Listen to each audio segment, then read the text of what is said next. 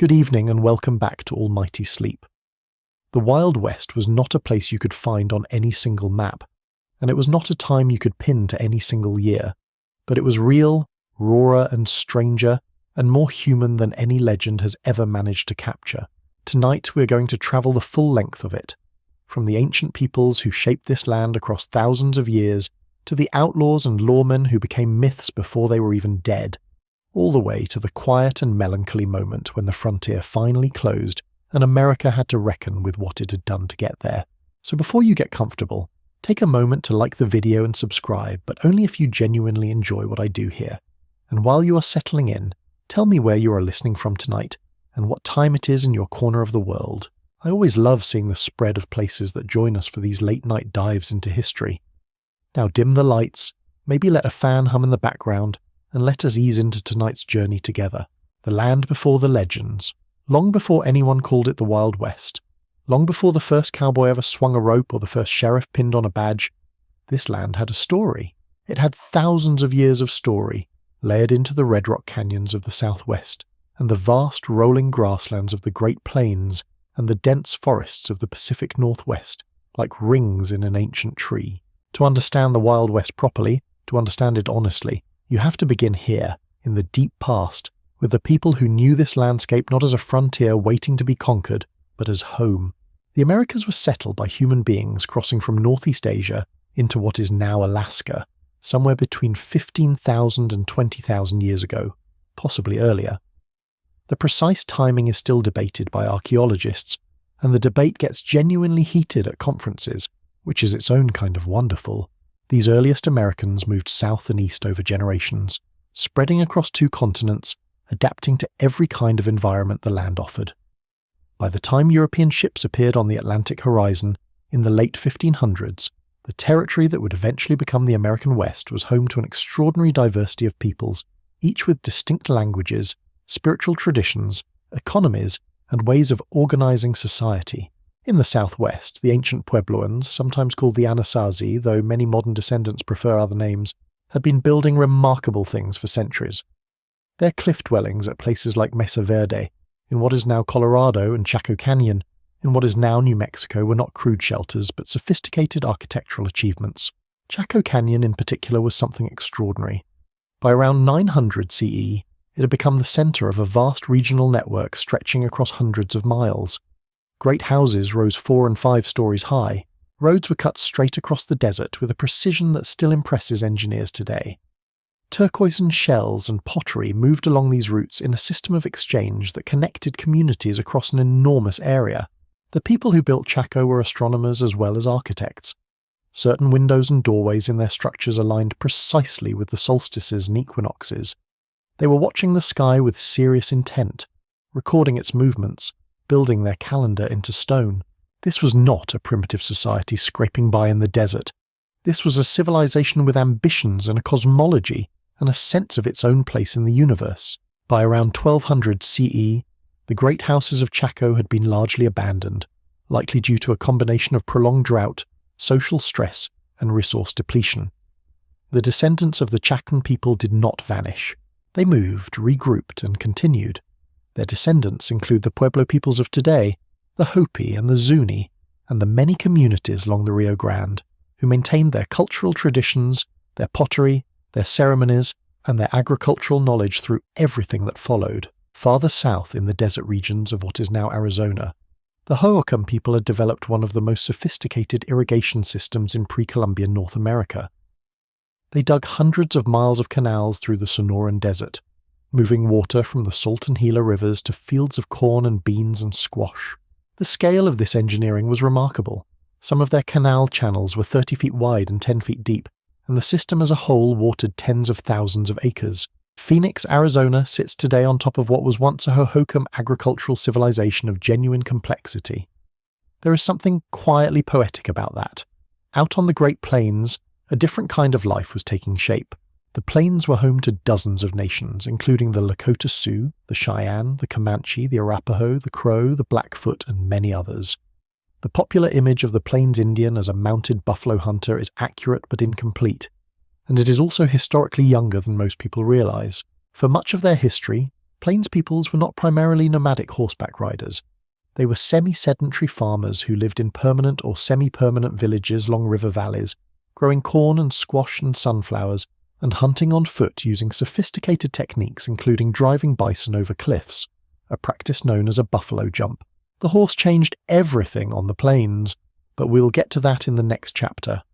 For now, it is enough to appreciate that plains peoples had developed rich and complex societies long before anyone rode a single horse on North American soil.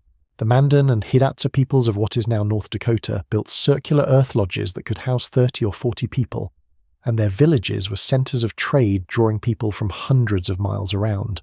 The Pawnee of Nebraska were skilled farmers and hunters who maintained elaborate ceremonial traditions including a detailed knowledge of the night sky. In the Pacific Northwest, peoples like the Chinook and the Nez Perce and the Cayuse and dozens of others lived in a land of extraordinary natural abundance. The Columbia River and its tributaries were among the richest salmon fisheries in the world, and the peoples of the region had developed sophisticated technologies for harvesting and preserving fish that sustained large populations. Further north along the coast, the Kwakwaka'wakw and their neighbours built tall totem poles and cedar plank houses and held elaborate ceremonies called potlatches, in which hosts demonstrated their wealth and prestige by giving things away rather than accumulating them, which is honestly a more interesting economic philosophy than most of what came later. The Great Basin, that harsh interior region between the Sierra Nevada and the Rockies, was home to peoples like the Shoshone and the Paiute, who had mastered the art of survival in one of the most demanding environments on the continent. They moved seasonally across the landscape, harvesting pine nuts in autumn, fishing where water allowed, and hunting rabbits and deer with an intimate knowledge of their territory built up over countless generations. Their material culture was adapted to mobility and efficiency, which later observers often mistook for poverty or simplicity. It was neither. The California region alone held more linguistic and cultural diversity than almost anywhere else on Earth. Hundreds of distinct groups speaking perhaps 300 different languages lived in a land of tremendous ecological variety, from the redwood forests of the north coast to the oak woodlands of the central valleys to the deserts of the south. The Chumash along the Santa Barbara coast built plank canoes called tommels that could cross the Santa Barbara Channel, which is genuinely impressive seamanship.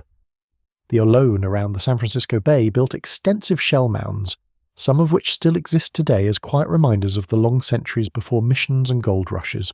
What all of these peoples shared was a relationship with the land that was built on intimate, accumulated knowledge. They knew the weather patterns and the seasonal movements of animals, and the locations of water sources and the properties of hundreds of plants. They managed landscapes actively, using fire to maintain grasslands, selectively harvesting to keep populations sustainable, and moving in patterns that allowed the land to recover. This was not romantic primitivism. This was sophisticated land management refined over thousands of years. The West that European and American newcomers encountered was not a wilderness in the sense of untouched nature. It was a landscape that had been actively shaped and managed by its inhabitants for millennia.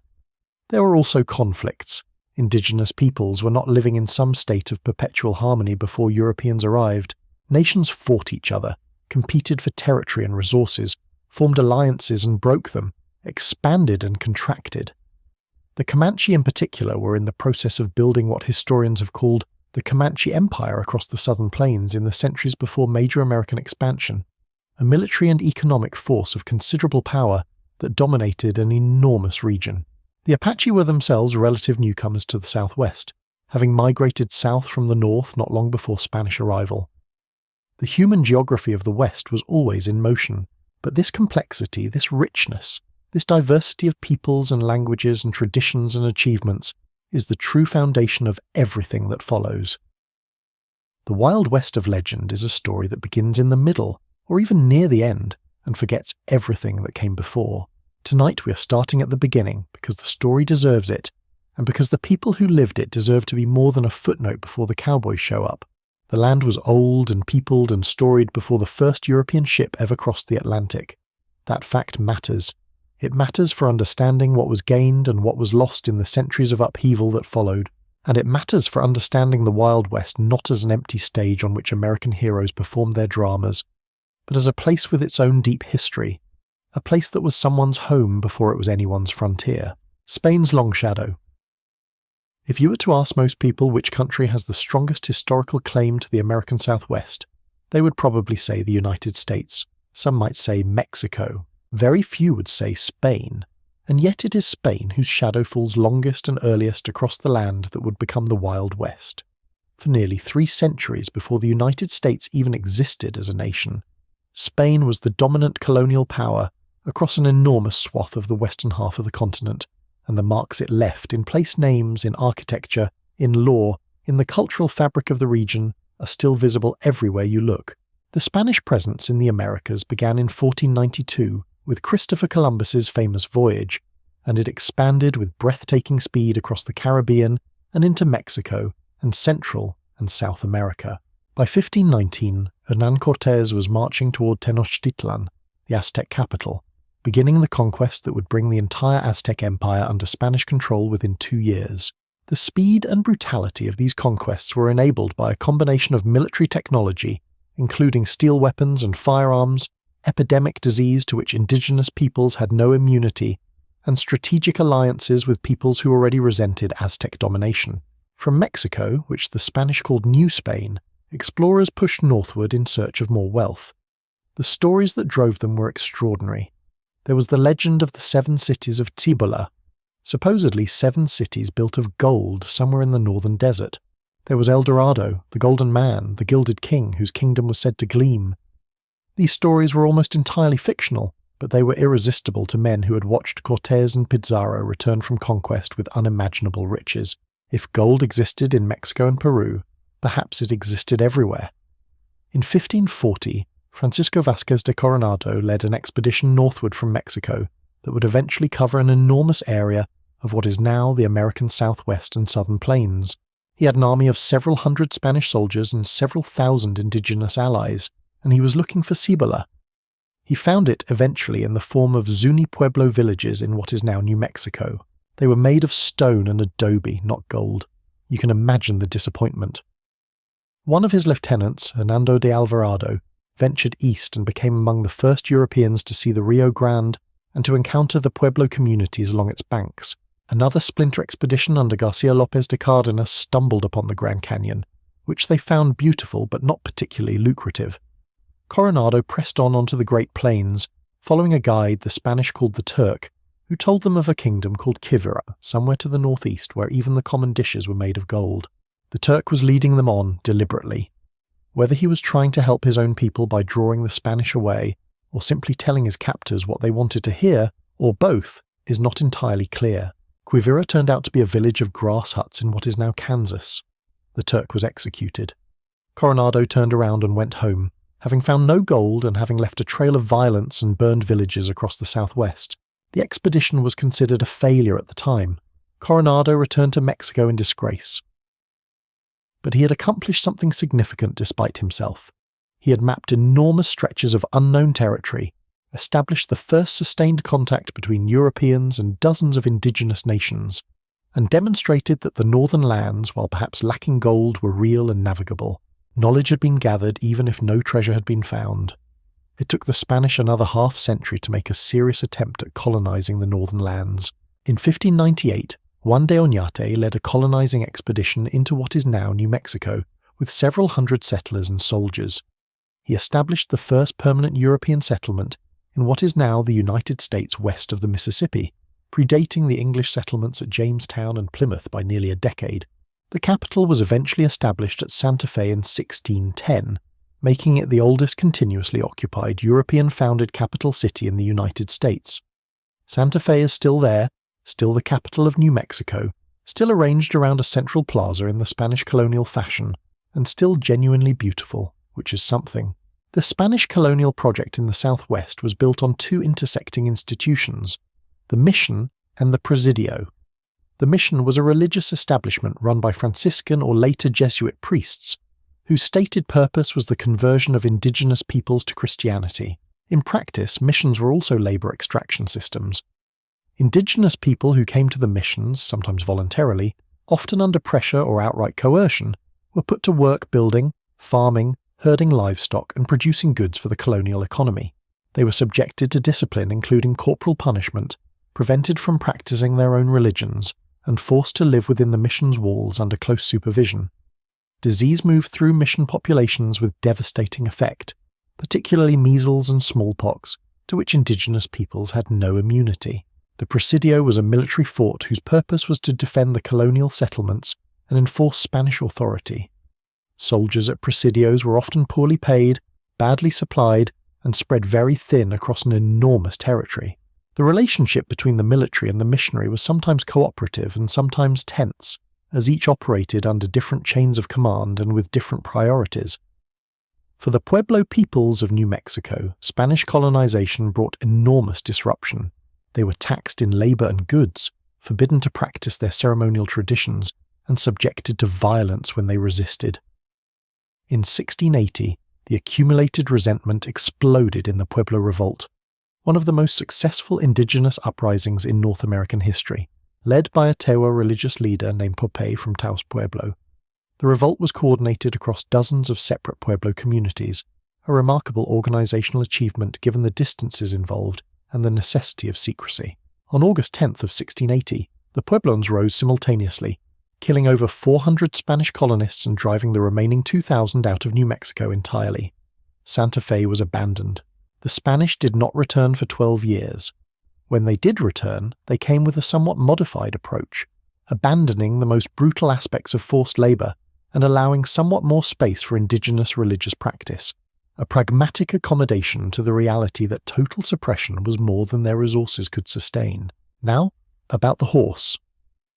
This is one of the most consequential ecological introductions in the history of the Americas. Horses had actually evolved in North America millions of years ago, but they went extinct at the end of the last ice age, probably due to a combination of climate change and human hunting. When the Spanish brought horses to the Americas in the late 1500s, they were reintroducing an animal that was genetically at home on the continent, but absent for roughly 10,000 years. Horses escaped from or were traded out of Spanish settlements, and over the course of the 1600s and 1700s, they spread northward across the continent with remarkable speed. The effect on plains peoples was transformative. A mounted hunter could cover ground that would take days on foot. A mounted warrior had speed, height, and reach that changed the geometry of combat entirely. A mounted band could follow the great bison herds across the plains in ways that had not been possible before. Nations that acquired horses early gained significant advantages over their neighbors. The Comanche of the southern plains became perhaps the most accomplished horseman on the continent, developing a cavalry tradition that Spanish and later American soldiers found extraordinarily difficult to counter. By the time American explorers began moving into the West in the early 19th century, horses had been part of plains life for several generations. The image of the mounted plains warrior that became so central to the mythology of the West was in fact a relatively recent cultural development, a product of the Spanish colonial period, even though the Spanish are rarely acknowledged in the same story. Spain's influence on the West did not end with missions and horses. The entire legal framework for land ownership in California, Texas, New Mexico, and Arizona traces back to Spanish land grants, the huge ranchos that covered enormous areas and were run on a system of cattle ranching and agriculture using indigenous and later mestizo labor. Many of the ranching practices that would define the cowboy era, the use of lariats, branding, roundups, the whole vocabulary of cattle work, were inherited directly from Spanish and Mexican vaquero traditions. The cowboy, as we'll see, was very much a child of the vaquero, whether American mythology acknowledges it or not. By the early 19th century, Spain's grip on its northern territories was weakening. The wars of independence sweeping through Latin America would eventually produce the Republic of Mexico in 1821, which inherited Spain's vast northern territories. But the Spanish centuries left permanent marks on the landscape. The names are everywhere: California, Nevada, Colorado, Arizona, Montana, Rio Grande, Sierra Nevada, San Francisco, Los Angeles, Santa Fe. These are not English names. They are Spanish names, and they are a daily reminder that before the Wild West was wild in the American sense, it was Spanish for a very long time. Mountain men and the first wanderers. There is a type of person who looks at a map, finds the large blank spaces at the edges, and feels not anxiety, but desire. The mountain men of the early 19th century were that type of person turned up to an almost unreasonable volume. They were trappers and hunters and explorers who ventured into the Rocky Mountains and the Great Basin and the Pacific Northwest decades before the great wagon trains rolled west, men who lived for months or years at a time in some of the most remote and demanding terrain on the continent, sustained by skill, stubbornness, and an enormous tolerance for discomfort. Their story begins in earnest in the first decades of the 1800s, though its roots go back further. The fur trade had been the economic engine of North American exploration for 2 centuries by the time the mountain men appeared. European demand for beaver pelts, specifically for the felt used in fashionable hats, had driven French and British traders deep into the continent's interior. The Hudson's Bay Company and the Northwest Company had built a vast trading network across Canada. American entrepreneurs saw the same opportunity and wanted in. The Lewis and Clark expedition of 1804 to 1806, commissioned by President Thomas Jefferson after the Louisiana Purchase, was in part a scouting mission for exactly this kind of commercial opportunity. Meriwether Lewis and William Clark led their corps of discovery up the Missouri River, across the Rockies, and down the Columbia River to the Pacific coast and back, covering roughly 8,000 miles in 2 years. They returned with detailed journals, maps, botanical samples, and the information that the interior West was full of beaver. John Colter was a member of the Lewis and Clark expedition, who, when the Corps turned back east in 1806, asked permission to turn west instead. He had unfinished business with the wilderness. He spent the next several years roaming the northern Rockies, becoming the first European American known to have seen the geothermal wonders of what is now Yellowstone, a region of boiling springs and geysers and mud pots so extraordinary that when he described it to people back east, they assumed he was either lying or hallucinating. They called it Colter's Hell. He was not lying, and the name he got was much less flattering than the place deserved. The Mountain Man era reached its height roughly between 1820 and 1840, driven by the boom in beaver fur prices. Companies like the Rocky Mountain Fur Company, founded by William Henry Ashley and Andrew Henry, organized the trade on a new model.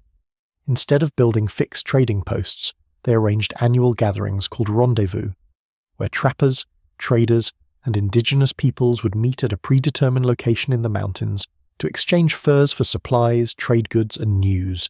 The first rendezvous was held at Green River in what is now Wyoming in 1825, and the gatherings became legendary for their combination of commerce and chaos, weeks of trading and horse racing and wrestling and drinking and storytelling that served as the social calendar for men who otherwise spent most of the year alone in the mountains.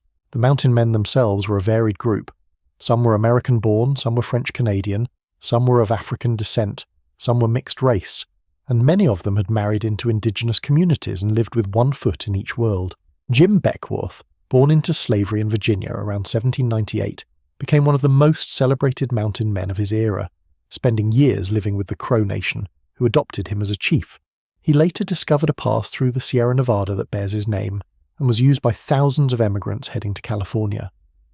Hugh Glass became legendary after being mauled by a grizzly bear in 1823 in what is now South Dakota, an attack so severe that his companions believed he was dying and left him behind with only a knife and a rifle, which is a fairly grim decision, even by the standards of the time.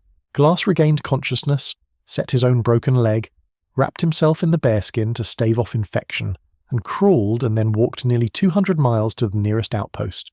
He survived, became famous, and spent considerable energy afterward looking for the men who had abandoned him, which honestly seems like a reasonable priority.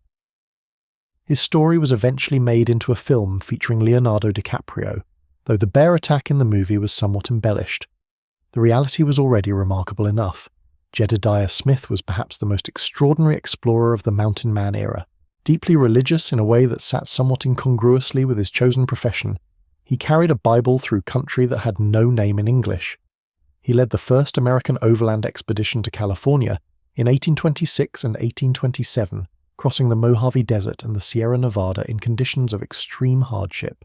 He was also mauled by a grizzly bear, specifically attacked around the head, and reportedly had his companions sew his scalp and ear back on, after which he apparently continued with relatively little fuss. He was killed by Comanche warriors at a waterhole on the Santa Fe Trail in 1831. He was 32 years old. Kit Carson deserves his own paragraph and probably his own evening, to be honest. Born in 1809 in Kentucky and raised in Missouri, he ran away from a saddle-making apprenticeship at 16 to head west, which is an extremely on-brand origin story for a mountain man. He spent years trapping and scouting in the Rockies in the southwest, developing an intimate knowledge of the terrain and of the various indigenous nations who inhabited it. He spoke multiple indigenous languages, married into the Arapaho and later the Cheyenne nations, and built a reputation as one of the most skilled trackers and wilderness navigators in the West. He later became famous as a scout for John C. Fremont's mapping expeditions and still later as a military officer during the Civil War and the Indian campaigns, a career that would come to include actions that are considerably more troubling than his early mountain man years. What the mountain men collectively accomplished was the mapping and navigation of a continent. They found the passes through the mountains. They identified the rivers and the deserts and the valleys. They established relationships, however complicated and unequal, with the indigenous nations of the West, and they produced the geographical knowledge that made later mass migration possible. The Oregon Trail, which would carry hundreds of thousands of emigrants west beginning in the 1840s, followed routes that mountain men had been using for decades. There is also a sadder truth embedded in this era. The mountain men were extraordinary individuals, but they were also the advance guard of a much larger transformation. Wherever they went, they carried information that would eventually attract settlement and displacement and conflict. Their knowledge, their maps, their descriptions of fertile valleys and navigable rivers and manageable mountain passes was the intelligence that empire needed. They did not think of themselves this way. Most of them were simply doing what they loved in a landscape that suited them. But history does not always consult individuals about the roles it assigns them. By the 1840s, the mountain man era was essentially over. Beaver fur prices had collapsed because fashionable European men had switched from beaver felt hats to silk hats, which seems like an absurdly trivial reason for the end of an era. But here we are. The mountain men dispersed. Some became army scouts, some became guides for emigrant wagon trains. Some settled in new communities across the West. Some simply disappeared into the landscape. The wilderness they had known intimately was already beginning to change around them, and the changes were only going to accelerate. Manifest Destiny and the March West. In 1845, a journalist named John L. O'Sullivan wrote an article in which he declared that it was the nation's manifest destiny to overspread the continent allotted by Providence for the free development of our yearly multiplying millions. The phrase manifest destiny caught on with the speed and enthusiasm of a campfire in dry grass. It gave a name and a divine justification to something that many Americans already believed in their bones, that the expansion of the United States westward to the Pacific Ocean was not merely desirable or profitable, but inevitable, foreordained, almost a sacred obligation. The idea rested on several interlocking beliefs. First, that American democracy and American civilization were uniquely virtuous and therefore deserving of space to grow. Second, that the indigenous peoples who occupied the western lands were either incapable of making proper use of them or were simply in the way of progress, and could be moved or removed as necessity required. Third, that Providence, which is to say God, had specifically arranged things so that the North American continent would eventually become an American nation from sea to sea. It was a remarkably convenient theology for a nation that wanted a lot of other people's land. The practical expression of manifest destiny was the wagon train. Beginning in the early 1840s, thousands and then tens of thousands and eventually hundreds of thousands of Americans loaded their possessions into covered wagons and set out westward along routes that would come to be known as the Oregon Trail, the California Trail, and the Santa Fe Trail. These were not romantic adventures, or rather, they were sometimes romantic adventures that were also frequently brutal, exhausting, and fatal. The Oregon Trail stretched roughly 2,000 miles from Independence, Missouri, to the Willamette Valley in what is now Oregon. The journey took roughly 5 to 6 months on foot and by wagon, crossing the Great Plains, the Rocky Mountains, the high desert of the Snake River Plain, and the Cascades. Emigrants departed in spring, early enough that the grass had grown enough to feed their oxen, but late enough that the mountain passes were clear of snow, a window of roughly a few weeks that required careful timing. Arrive too early and your livestock starved. Leave too late and you might find yourself in the Sierra Nevada in November, which led to consequences no one wished to contemplate. Life on the trail was relentlessly physical. Emigrants walked most of the way because the wagons were loaded with supplies and the oxen were already working hard enough. A good day's travel might cover 15 to 20 miles. Bad days might cover 5. The wagons themselves were not the romantic white-topped vehicles of Hollywood, but rather practical freight haulers, often painfully rough to ride in over rutted tracks. Women managed households on the move, cooking over open fires, nursing sick children, giving birth occasionally in circumstances that required considerable improvisation. the emigrants faced a gauntlet of hazards that modern people would find almost impossible to imagine as normal. Cholera was the great killer of the trail, a disease spread through contaminated water that could kill a healthy adult within hours of the first symptoms. Dysentery, typhoid, and respiratory illness also took lives. Animals were lost to exhaustion, theft, or the simple failure of the natural water sources that appeared on paper-based trail guides, but were sometimes dry in practice. River crossings were dangerous, wagons sometimes capsized in fast currents, people drowned. Mountains tested both humans and animals to their limits. Heat killed people in the desert sections of the California and Santa Fe trails. And yet, they kept coming.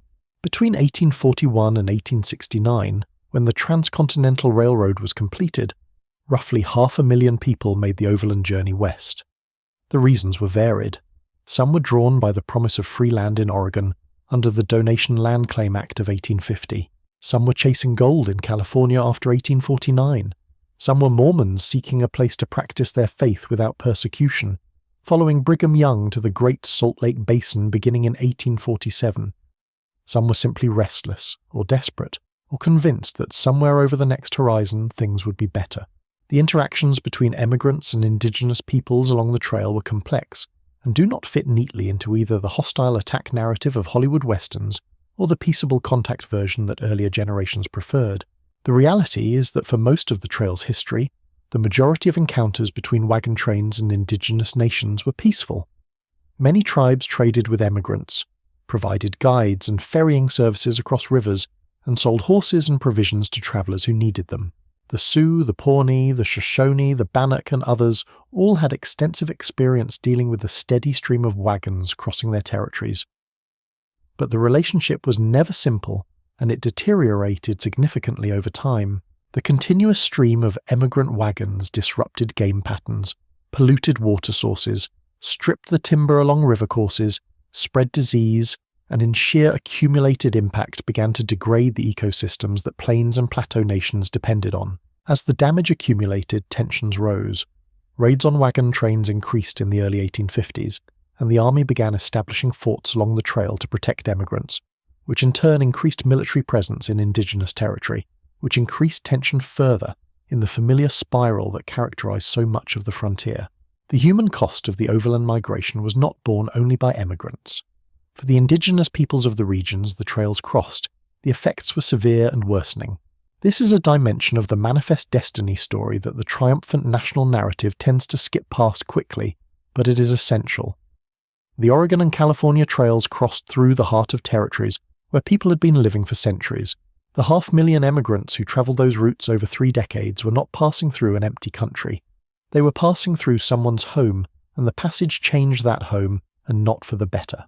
The ideology of manifest destiny provided Americans with a framework for not thinking too hard about this. If expansion was divinely ordained, then those who stood in its way were not victims of injustice but obstacles to providence. If indigenous peoples were categorized as incapable of civilization in the specific American sense, then their displacement could be framed as regrettable but inevitable, the march of progress rather than the deliberate action of human beings making choices. This was a convenient framework, and it was widely believed, and its consequences would play out across the next several decades in ways that were neither inevitable nor accidental. But on the trail itself, on any given morning in the 1840s or 1850s, most of what filled the mind was simpler and more immediate. Whether the oxen were healthy, whether there was water at the next campsite, whether the clouds to the west meant rain or just clouds, whether the baby who'd been coughing for 3 days was going to recover. The grand ideological currents of the age existed, but they coexisted with the immediate, intimate business of surviving a very long journey on foot. The wagon trains created the West in a very real sense. Not the physical landscape, but the American West, the human geography of settlement and aspiration and community. The towns and farms and eventually states that would grow up along the trails were planted first in the imagination of 500,000 people, who were willing to walk 2,000 miles for a chance at something better. Whatever we think of the ideology that drove them, and we are allowed to think quite critically about it, the sheer human scale of the migration deserves respect. The Mexican-American War and the Great Land Grab. In 1846, the United States went to war with Mexico. The stated causes involved a disputed boundary in Texas and the killing of American soldiers on contested ground. The real cause was more straightforward. The United States wanted Mexico's northern territories, California in particular, and the war was the mechanism for taking them. By the time it was over in 1848, the United States had acquired by conquest and treaty roughly half of Mexico's total territory, an area that includes modern California, Nevada, Utah, most of Arizona, and parts of Colorado, New Mexico, and Wyoming.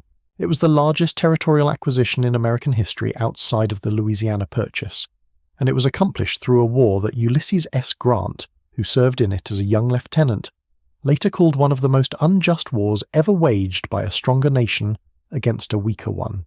To understand the war, you have to go back a decade to the Texas question.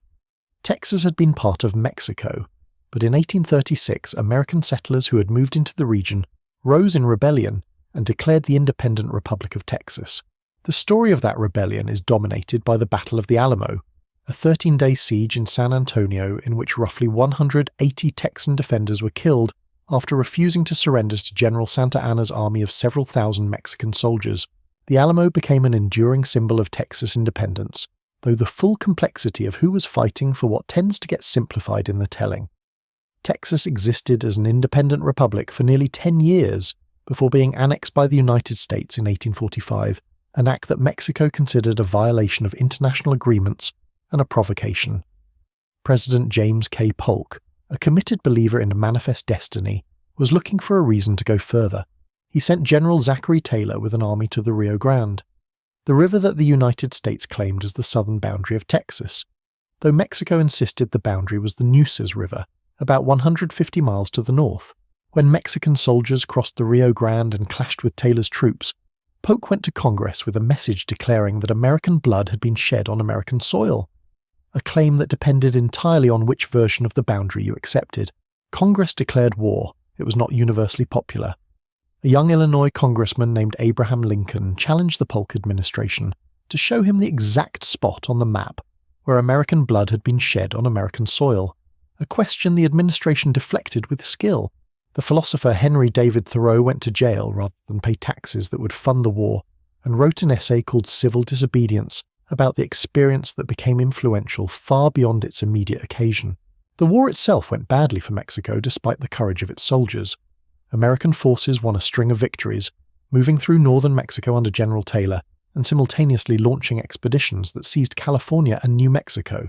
General Winfield Scott landed an army at Veracruz in 1847 and fought his way to Mexico City in a campaign that Grant's commanding general, reflecting afterward, called as fine a piece of generalship as any in the history of warfare. Mexico City fell in September of 1847. Santa Anna fled.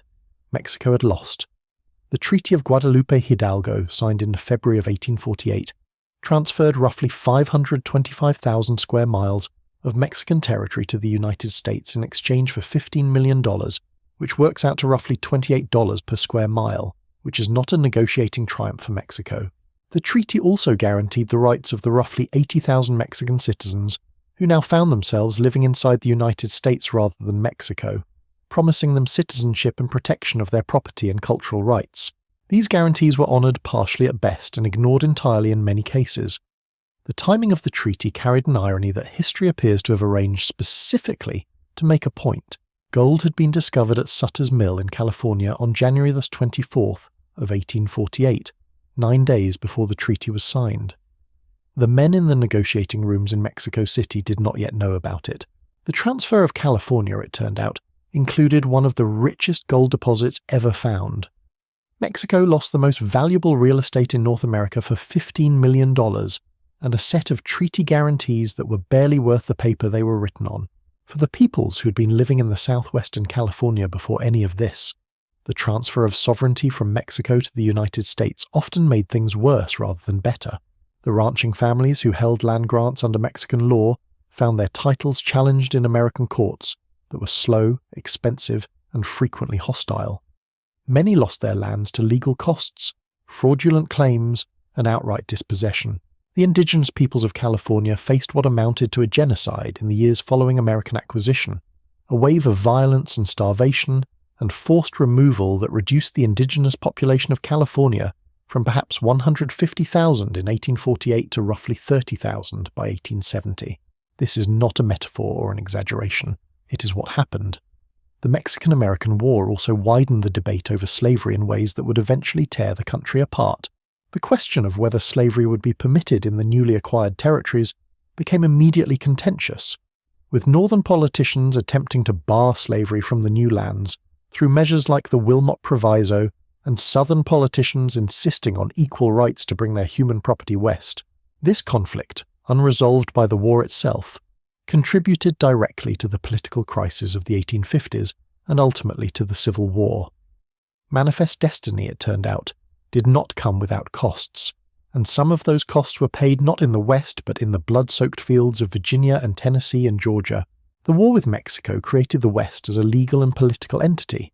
It drew the borders that would eventually contain the states of the far Southwest, but it also created a West that was deeply contested, layered with competing claims and grievances and cultural traditions, a place where American law was being imposed on people who had not asked for it and had not been consulted. The Wild West was many things, but it was never a blank slate. Every inch of it belonged to someone before it belonged to the United States, and the process of making it American involved both the energy and the violence and the injustice that large-scale dispossession always involves. Gold, madness, and the 49ers. On a cold January morning in 1848, a carpenter named James Marshall was inspecting the tail race of a sawmill being constructed on the American River in the foothills of the Sierra Nevada. He noticed something in the water. Small, glittering pieces of something. He picked them up. He bit one. He thought about it for a moment and then, with what must have been a remarkable effort of self-control, went and found John Sutter, the Swiss entrepreneur who owned the land and the mill, and showed him what he had found. Sutter tested the metal and confirmed it was gold. He then did something that in retrospect seems both reasonable and spectacularly futile. He asked his workers to keep it secret. He wanted to establish his land claims properly before the rush began. The secret lasted approximately 15 seconds in geological terms. By spring of 1848, word was spreading through California. By the fall of that year, newspapers on the East Coast were printing stories. In December, President James K. Polk mentioned the gold discovery in his annual message to Congress, providing official government confirmation that proved to be the spark the powder keg had been waiting for. The California Gold Rush of 1849, which gave its participants the lasting nickname of 49ers, was one of the most consequential mass migrations in American history. In 1848, the non-indigenous population of California was perhaps 14,000 people. By the end of 1852, it was over 250,000. People came from across the United States, from Mexico and Chile and Peru, from China and Australia and France and Germany and Hawaii. They came around Cape Horn on ships that took 5 to 8 months. They came across the Isthmus of Panama, traversing the jungle by foot and mule to catch a ship on the Pacific side. They came overland across the continent on the California Trail, a southern branch of the Oregon Trail. The journey was the opening act of the ordeal. Arriving in California meant entering a world that had essentially no functioning government, no established legal system, no housing infrastructure, no sanitation, and prices that defied ordinary comprehension. A frying pan that cost a few cents in Missouri cost $5 in San Francisco. An egg cost $1. A hotel room, which was often simply a shelf in a room shared with a dozen other people, cost astronomical sums. Everything had to be imported, and the men who made money importing things and selling them at markup sometimes did better than the men who actually dug in the ground. The gold fields themselves were in the Sierra Nevada foothills, a region the Californians called the Mother Lode, stretching roughly 150 miles north to south.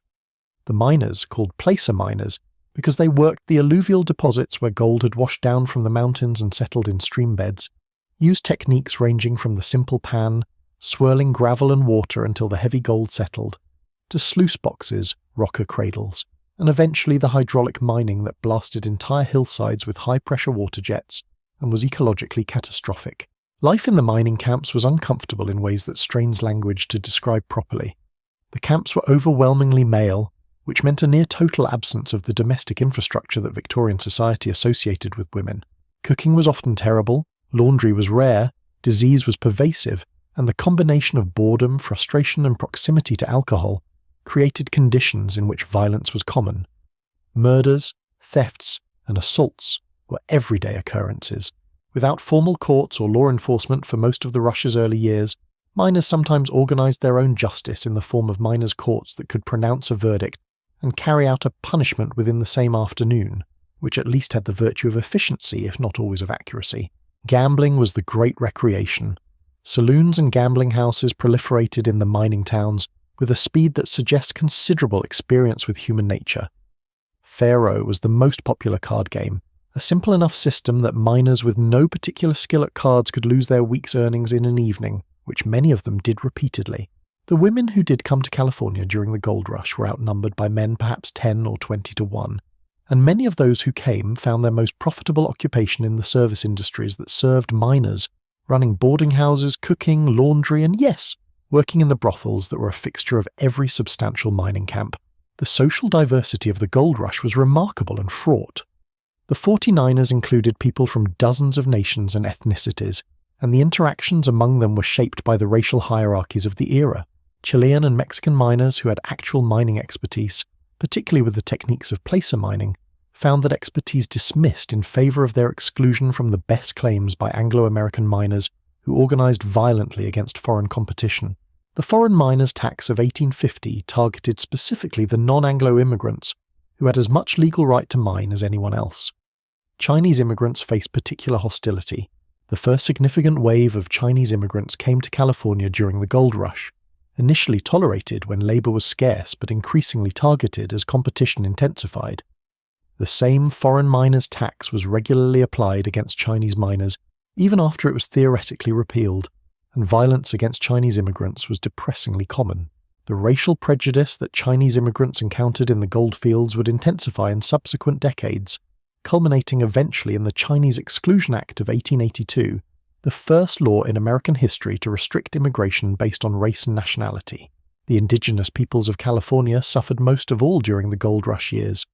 The miners who flooded the foothills were hunting in indigenous territories, contaminating indigenous fishing streams with mining runoff, and simply occupying land and driving away the game that indigenous peoples depended on. The violence was horrific. Massacres of indigenous communities were common, sometimes organized by local militias, sometimes simply committed by groups of miners operating without any formal authority. The California state government offered bounties for indigenous scalps and heads at various points, an official endorsement of genocide that is recorded in the public record, and is not something that can be softened by euphemism.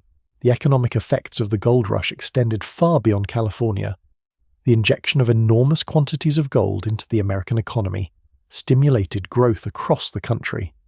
San Francisco, which had been a small settlement of perhaps 1,000 people in 1847, was transformed almost overnight into a major commercial city, the gateway port for the most valuable economic region in the Western Hemisphere. The infrastructure built to support the gold rush, roads, ports, commercial networks, financial institutions, eventually served much wider purposes. But the gold itself was mostly gone relatively quickly. The easy placer deposits that individuals could work with pans and sluice boxes were largely exhausted by the mid-1850s. What remained required industrial-scale operations with expensive equipment and hired labor, which transformed the mining economy from one of individual prospectors to one of corporate extraction. Most of the 49ers did not get rich. Many went home poorer than they arrived. Some stayed in California and built lives in other occupations.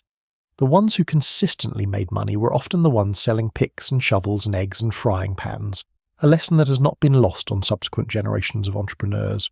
The Transcontinental Railroad and the iron spine of a nation.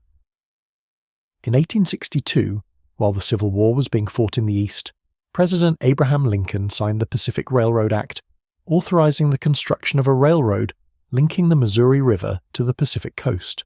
The project that followed was one of the greatest engineering achievements in American history, and also one of the most consequential economic and ecological events in the history of the West.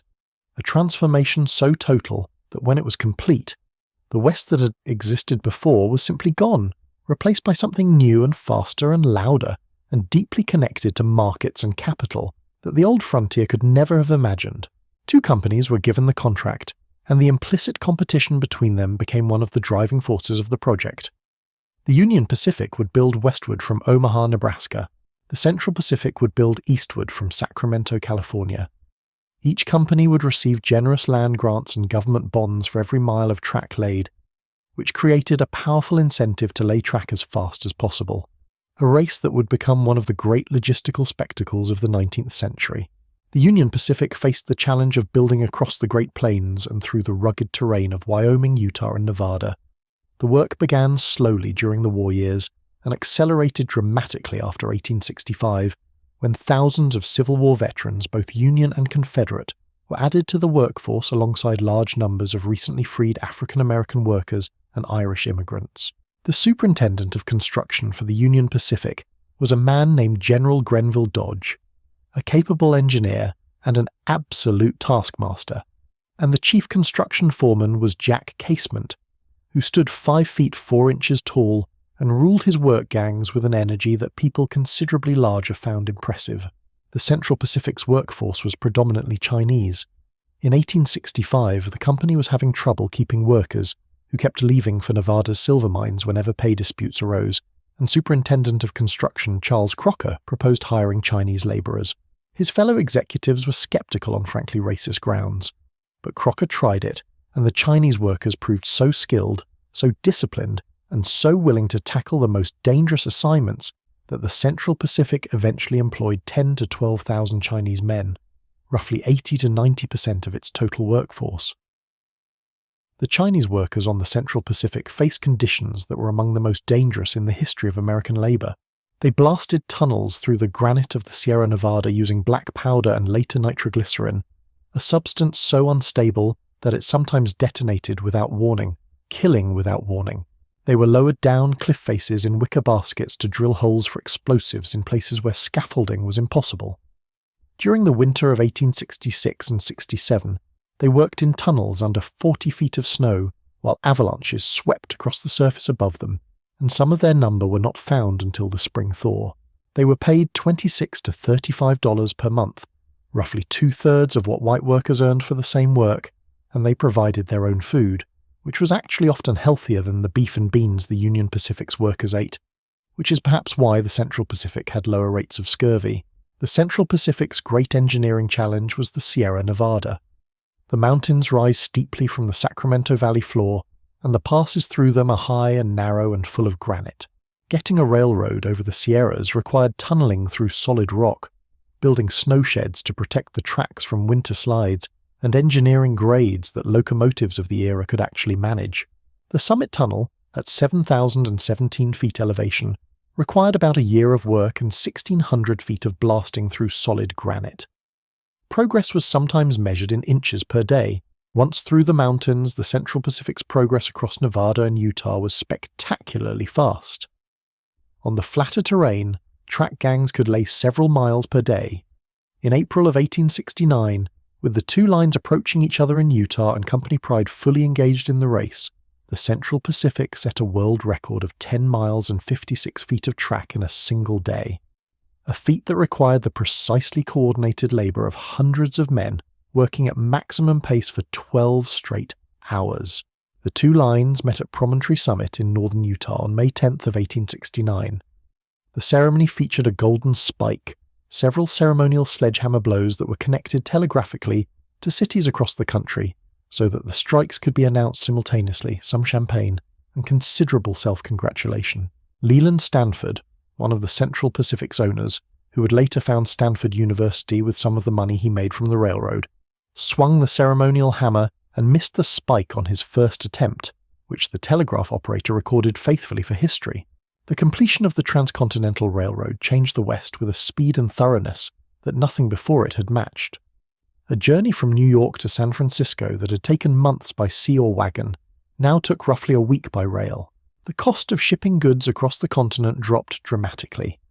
Towns sprouted along the railroad route with a rapidity that seemed almost supernatural. Cattle that could not previously be profitably moved to eastern markets were suddenly accessible to buyers in Chicago and New York. Homesteaders who might never have made the wagon journey west could now reach Kansas or Nebraska or Dakota Territory by train. It also accelerated the destruction of the great bison herds of the plains in ways that would have consequences for every indigenous nation that depended on them. Rail lines cut through the middle of the plains, and the construction crews had to eat. Buffalo Bill Cody earned his nickname as a commercial hunter, supplying meat to the Kansas Pacific Railroad crews, reportedly killing over 4,000 bison in 18 months. But the railroad also brought sport hunters who killed bison by the hundreds of thousands for hides and tongues and the sheer pleasure of shooting something large from a train window, leaving carcasses to rot across the plains.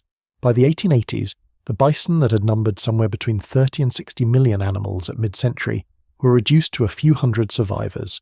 This was not accidental. Army officers and government officials explicitly recognized the destruction of the bison as a way to destroy the economic base of plains nations and force them onto reservations, and they supported the hunting on those grounds. The railroad also brought the law, or at least the institutions of law and order, in its wake. The Wild West of legend, the shootouts and saloons and cattle towns, was largely a product of the railroad era. Towns like Abilene and Dodge City and Cheyenne existed because the railroad created them or came to them. The cattle drives that filled those towns with cowboys at the end of the season were driving cattle to railroad depots. The whole ecosystem of the Cowboy West was made possible by and was dependent on the railroad, even as the railroad was also the thing that ultimately ended the open range and the cattle drive era. The Transcontinental Railroad was an iron spine driven through the continent, and like a spine it both supported everything built upon it and fundamentally changed the shape of what it supported. The West that existed after 1869 was categorically different from the West that existed before.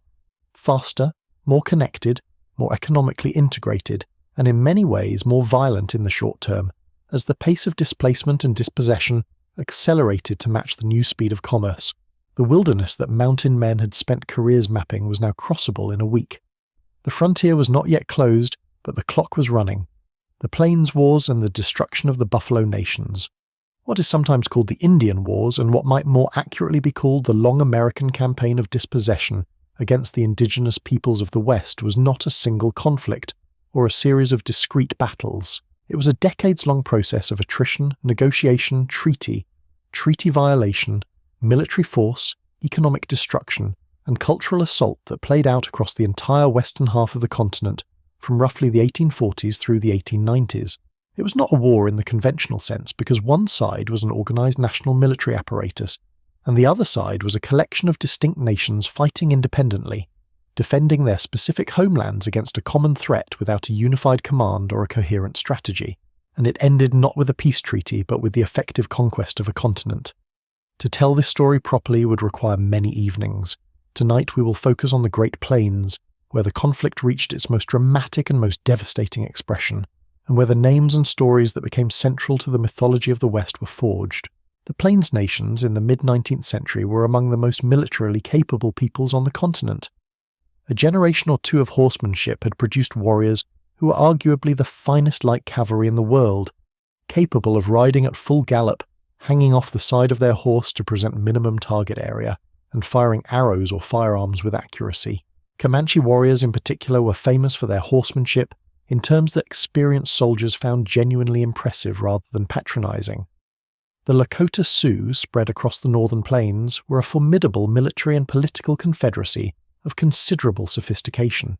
The Cheyenne and Arapaho of the Central Plains had long experience of both warfare and diplomacy. For most of the 1840s and early 1850s, the United States government's formal policy toward the Plains nations was one of recognizing their sovereignty over defined territories and managing relations through treaties. The Fort Laramie Treaty of 1851 attempted to establish territorial boundaries for the major Plains nations and guarantee safe passage for emigrants on the Oregon Trail in exchange for annual payments of goods. The system was imperfect, but it functioned after a fashion until it stopped functioning. The breakdown came from multiple directions simultaneously.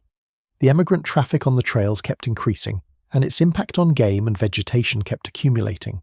Gold strikes in various locations, most dramatically in Colorado in 1858 and 1859, sent new floods of prospectors through or into territories that treaties had assigned to indigenous peoples. The Civil War drew most of the regular army east, leaving western garrisons thin and anxious, and creating conditions in which local militias and volunteer forces, less disciplined and more prone to violence than regular soldiers, took on frontier defense duties. The Sand Creek Massacre of November 29, 1864, stands as one of the most appalling episodes of this era. A Cheyenne and Arapaho encampment of roughly 500 people, mostly women and children, was camped at Sand Creek in Colorado under a safe conduct guarantee issued by the Army. The encampment was flying an American flag and a white flag to signal their peaceful status. Colonel John Chivington, a Methodist minister and former Civil War officer with political ambitions, led an attack on the camp at dawn with 700 Colorado volunteer troops. At least 150 and possibly over 200 Cheyenne and Arapaho were killed, the majority of them women and children. The soldiers mutilated the bodies and returned to Denver with scalps and body parts that were displayed as trophies in a local theater to considerable public enthusiasm. Chivington was eventually censured in congressional hearings and forced out of military service, but he was never prosecuted for what every subsequent historical examination has characterized as a massacre of unarmed non-combatants under a peace flag. Sand Creek did not end resistance. It intensified it. The Southern Plains erupted in retaliatory raids, and the Northern Plains nations, appalled by what had happened to their Southern relatives, became more unified in their resistance. The Red Cloud's War of 1866 to 1868 fought over the Bozeman Trail through Sioux territory in what is now Wyoming and Montana, resulted in something remarkable, an indigenous military victory. Red Cloud and his Lakota warriors, aided by Cheyenne and Arapaho allies, maintained such effective pressure on the Army's forts along the trail that the government eventually agreed to abandon them, a concession unprecedented in the history of American expansion. The Fort Laramie Treaty of 1868 formally recognized Lakota sovereignty over the Black Hills and a large portion of the Northern Plains. Red Cloud himself was a sophisticated diplomat as well as a military leader. After the treaty, he traveled to Washington and New York and met with President Ulysses Grant, and gave speeches to large audiences in which he presented the Lakota perspective with clarity and force. He argued not for war but for the fulfillment of treaty obligations, a position that exposed the gap between American rhetoric and American practice more effectively than violence could have. Sitting Bull was the great spiritual and political leader of the Lakota in the conflicts that followed. Born around 1831, he was a Hunkpapa Sioux leader of immense presence and moral authority, a man whose visions carried weight with his people and whose political judgment proved consistently shrewd. He had fought in numerous engagements against American forces through the 1860s, and was among the most prominent voices opposing the sale of any further Lakota territory or the acceptance of reservation confinement. Crazy Horse was the war leader whose tactical brilliance shaped the military struggle. Quieter than Sitting Bull, less interested in politics than in warfare, Crazy Horse was a battlefield commander of genuine genius, who intuitively understood how to use terrain, speed, and the psychology of his opponents to achieve results that his force's numbers alone would not have produced. The crisis point came in 1874 when George Armstrong Custer led an expedition into the Black Hills, the heart of Lakota sacred territory, and his accompanying geologists confirmed the presence of gold. The news ignited a new gold rush despite the fact that the Black Hills were explicitly Lakota territory under the Fort Laramie Treaty. The government initially tried to buy the Black Hills, offered a sum the Lakota considered absurdly inadequate, and when negotiations failed, essentially threw up its hands and stopped enforcing the treaty, allowing prospectors to pour into the territory. The Lakota and their Cheyenne and Arapaho allies gathered in enormous numbers in the Bighorn Valley. In 1876, under the spiritual leadership of Sitting Bull, who conducted a sun dance in which he had a vision of soldiers falling upside down into a Lakota camp, which he interpreted as a sign of victory, the army sent 3 converging columns to force the assembled nations onto reservations. What happened instead was the Battle of the Little Bighorn. On June 25th of 1876, Custer led 5 companies of the 7th Cavalry, roughly 210 men, toward the large encampment on the Little Bighorn River, apparently underestimating either its size or his own vulnerability. The battle that followed lasted perhaps an hour. Custer and every man in his immediate command were killed. It was the most significant military defeat the army suffered in the entire Plains Wars, and it turned Custer, who had been a controversial figure in life, into a martyr in death. The aftermath of Little Bighorn was decisive. Congress poured resources into the military campaign. The army pursued the Lakota with relentless pressure through the fall and winter, keeping them moving, destroying their camps, killing their horses and cattle, burning their food supplies. One by one, the bands were forced to surrender and return to the reservations. Sitting Bull fled to Canada, where he remained for several years before eventually returning. Crazy Horse surrendered in May of 1877 and was killed in custody in September of that year under circumstances that remain disputed but appear to have involved a deliberate decision to eliminate him as a potential leader of future resistance. The Nez Perce War of 1877 in the Pacific Northwest produced its own heartbreaking story. Chief Joseph, a Nez Perce leader of great eloquence, led his people on an extraordinary flight of nearly 1,700 miles through Idaho, Wyoming, and Montana, trying to reach Canada and safety, pursued by army columns. They outmaneuvered the army repeatedly, fighting skillfully at every engagement, before being caught just 40 miles short of the Canadian border.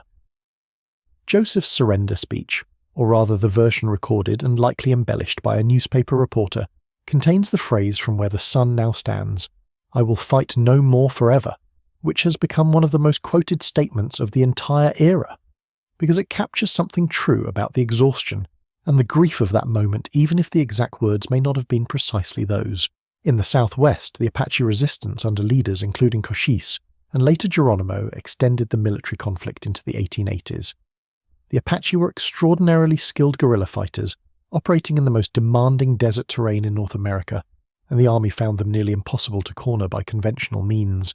Geronimo in particular conducted a series of breakouts from the San Carlos Reservation and raids across Arizona and northern Mexico that tied down thousands of soldiers and generated enormous newspaper coverage. He finally surrendered for the last time in 1886.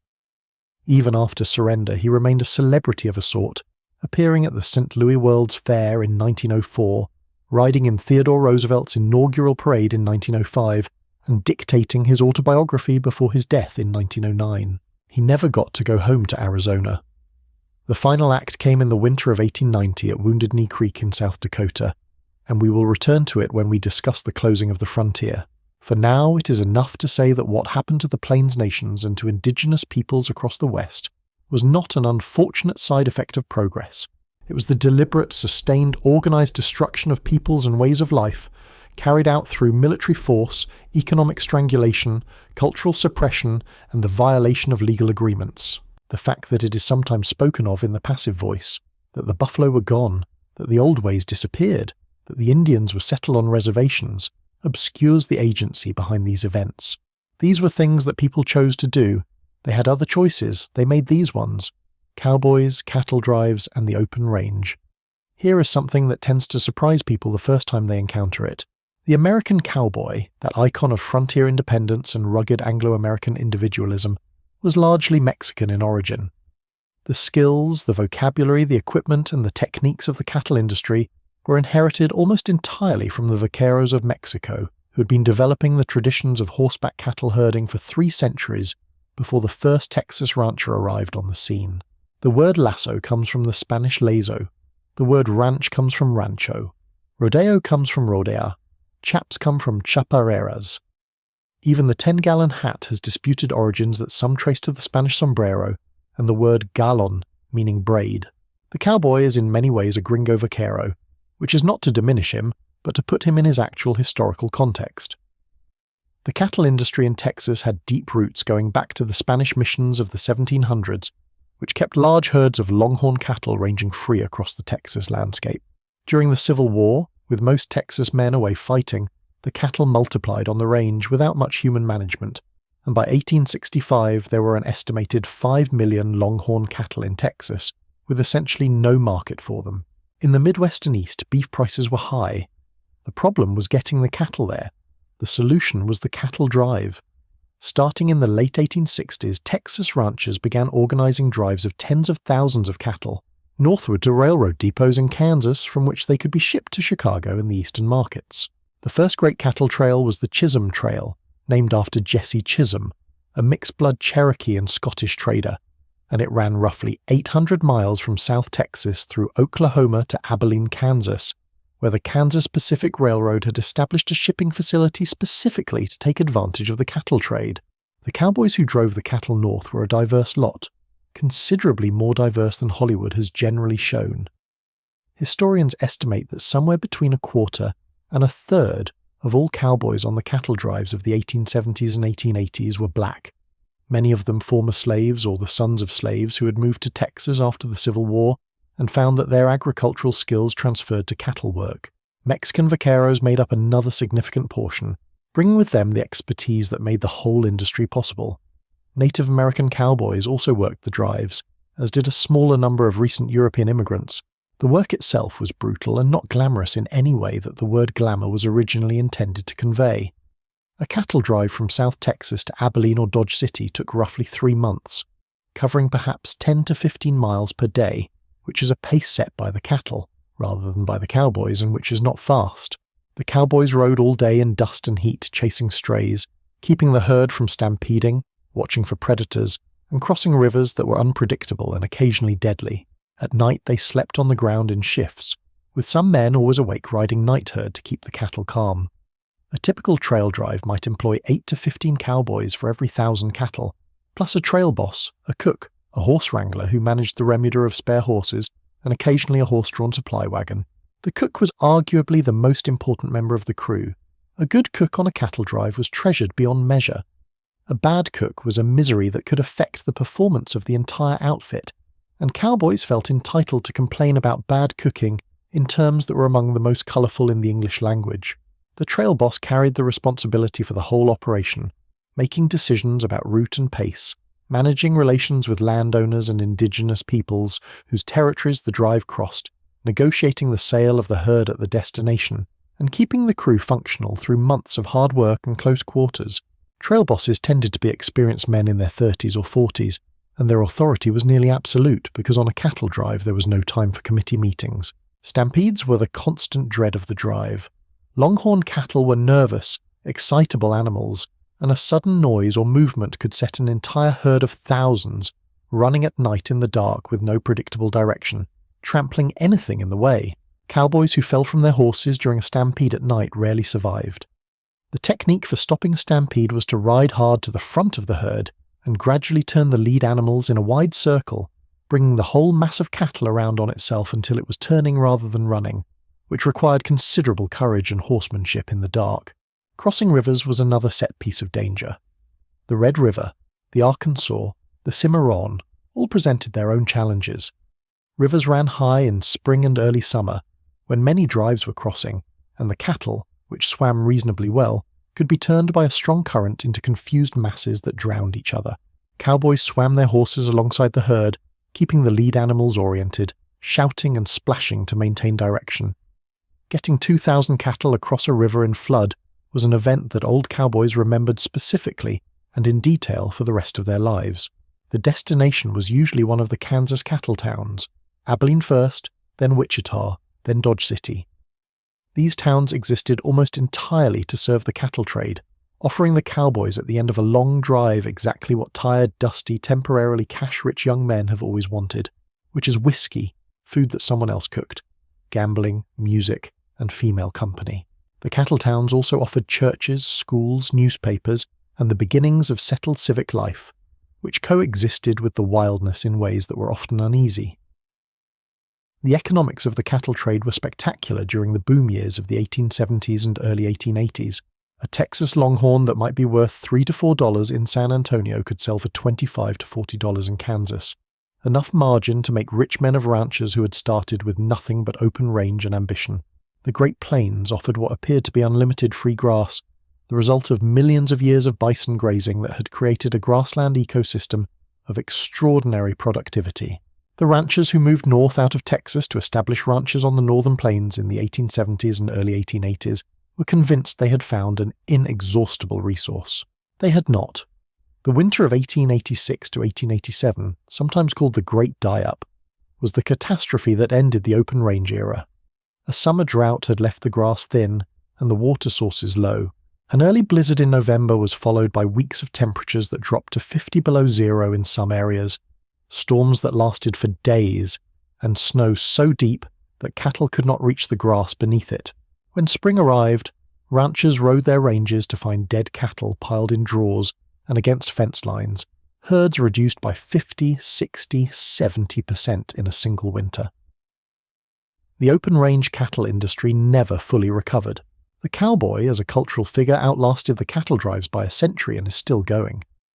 The particular combination of independence, skill, toughness, and stoicism that the cowboy represented became one of the most powerful archetypes in American culture, exported through dime novels, Wild West shows, and eventually film and television, to an audience that found in it something essential about a certain way of imagining the relationship between a person and the land. The actual cowboys of the 1870s and 1880s might have found some of this bemusing. They were, after all, agricultural workers, skilled and hard-working but not especially romanticised in their own time. It was the mythology that came after that turned them into something larger. The lawless towns. Let us talk about Dodge City for a moment. In the popular imagination, Dodge City is the Wild West concentrated into a single location, a place of permanent gunfight and constant lawlessness, where decent people kept their heads down and outlaws ran the streets. This image is not entirely fabricated, but it is considerably exaggerated, and the truth is more interesting anyway. Dodge City was founded in 1872 as a buffalo hunting camp on the Santa Fe Railroad, and its early years as a hide trading centre were genuinely rough. The buffalo hunters were a hard-drinking, violent-prone group with limited attachment to civic order, and the initial settlement reflected their character. But Dodge City became famous as a cattle town after the buffalo trade declined, when the cattle drives from Texas began arriving in the late 1870s. At the height of the cattle era, the population swelled seasonally with cowboys at the end of the drive, and the front street saloons and gambling houses did roaring business. The violence in Dodge City was real, but also managed.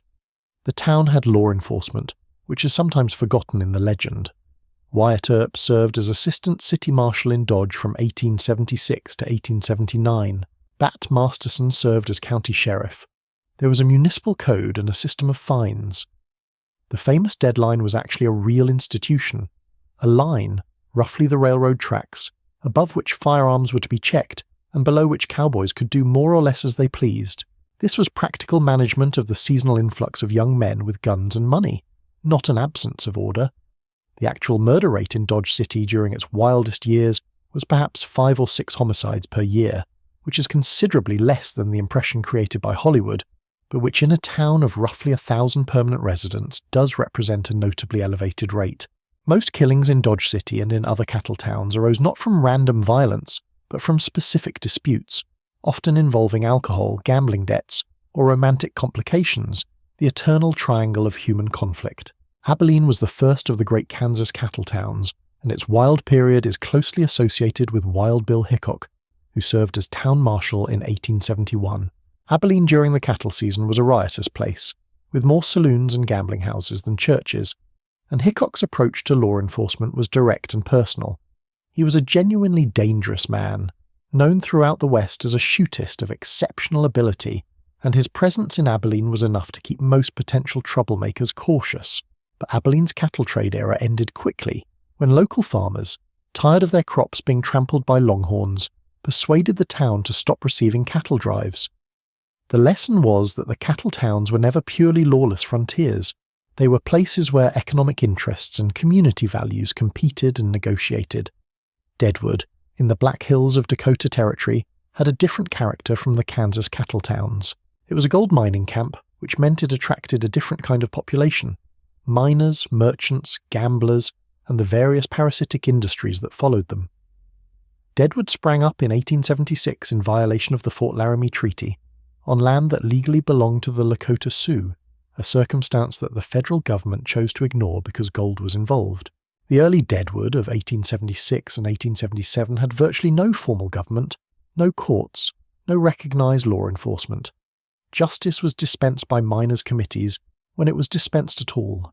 It was into this environment that several figures who had become central to the mythology of the Wild West arrived in the summer of 1876.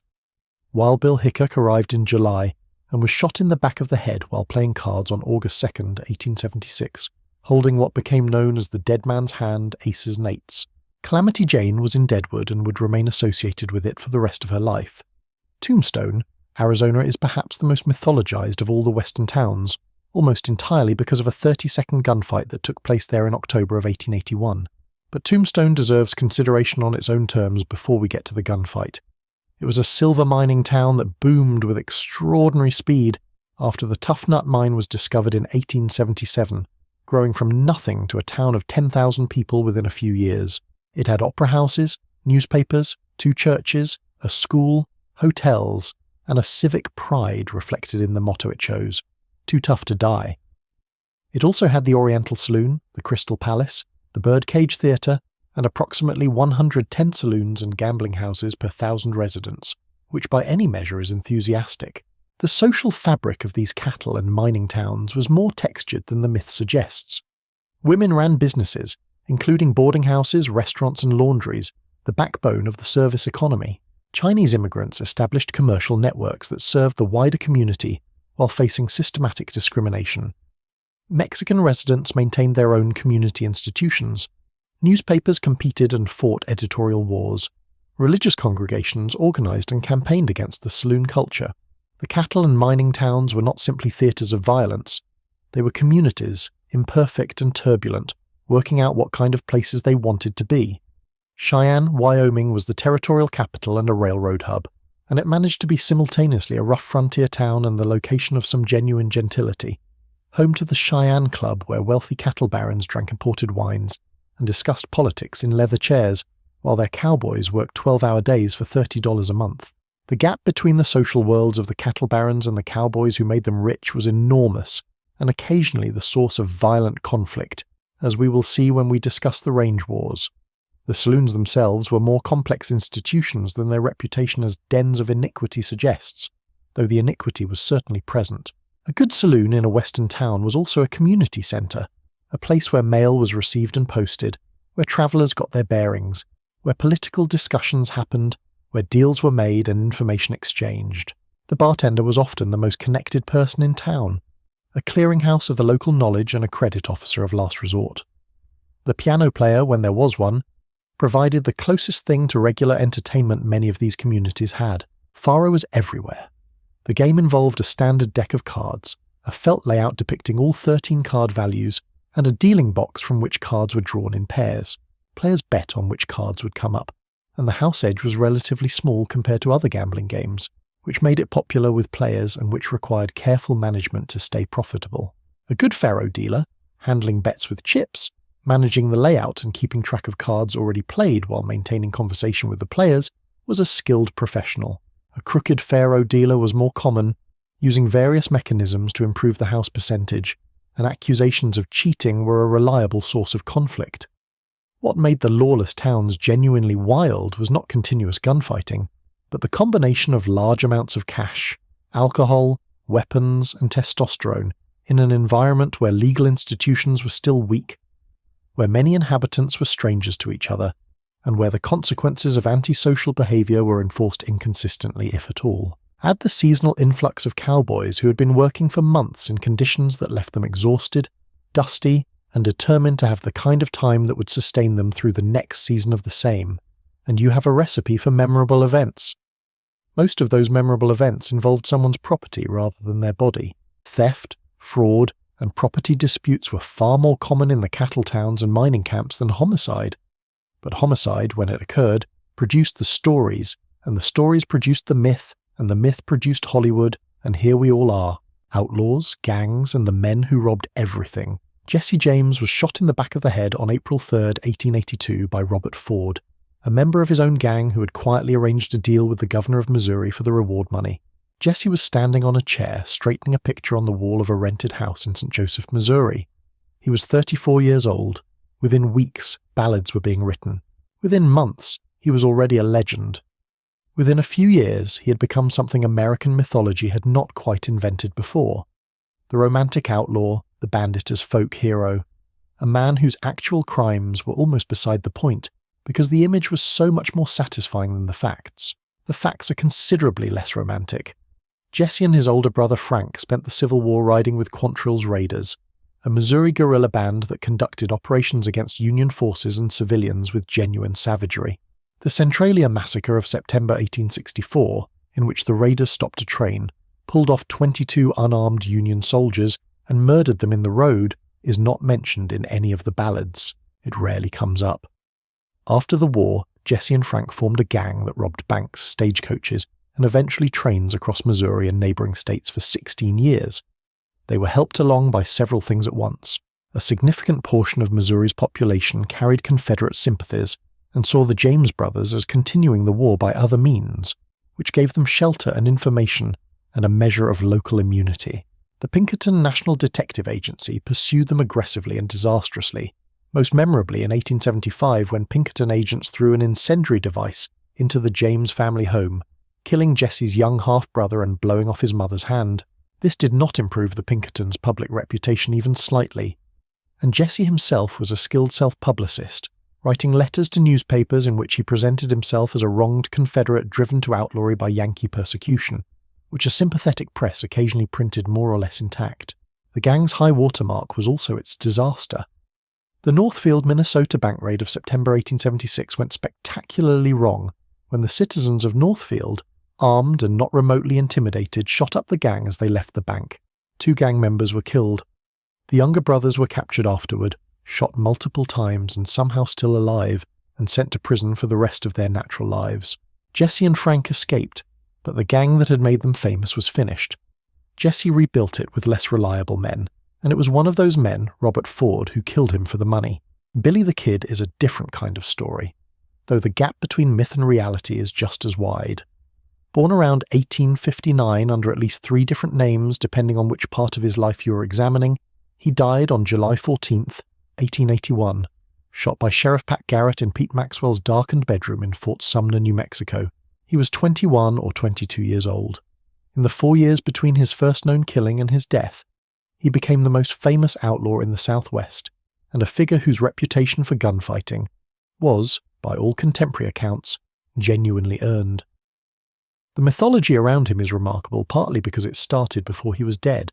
Dime novels were fictionalizing his exploits while he was still operating, presenting him simultaneously as a cold-blooded killer and as something almost boyish, a young man whose violence had the quality of inevitability about it rather than cruelty. The famous claim that he killed 21 men, 1 for each year of his life, is almost certainly an exaggeration. The honest number is probably somewhere between 4 and 9 deaths by his hand in actual combat, which is still considerably more than most people manage, but rather less than the legend requires. The outlaw era produced not only criminals but a set of stories that America wanted, and the wanting was not accidental.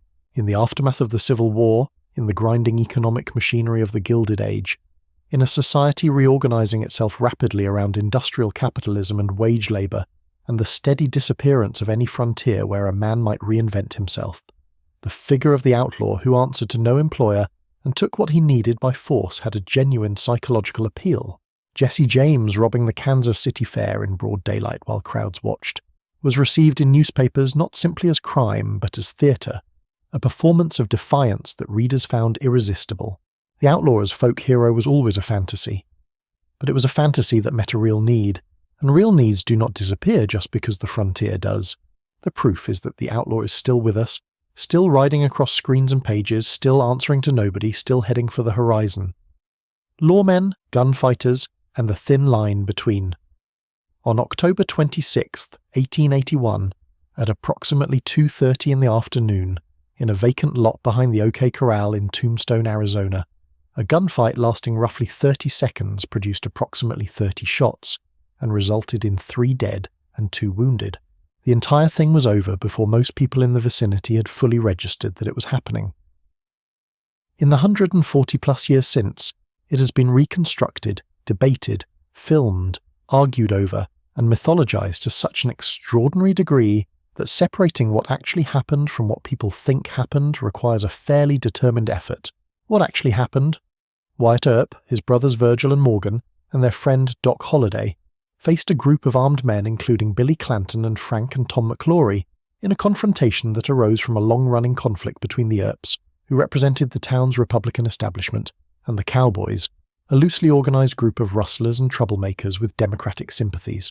Virgil Earp, as town marshal, had ordered the Cowboys to surrender their weapons in compliance with a town ordinance. They had not. The gunfight followed.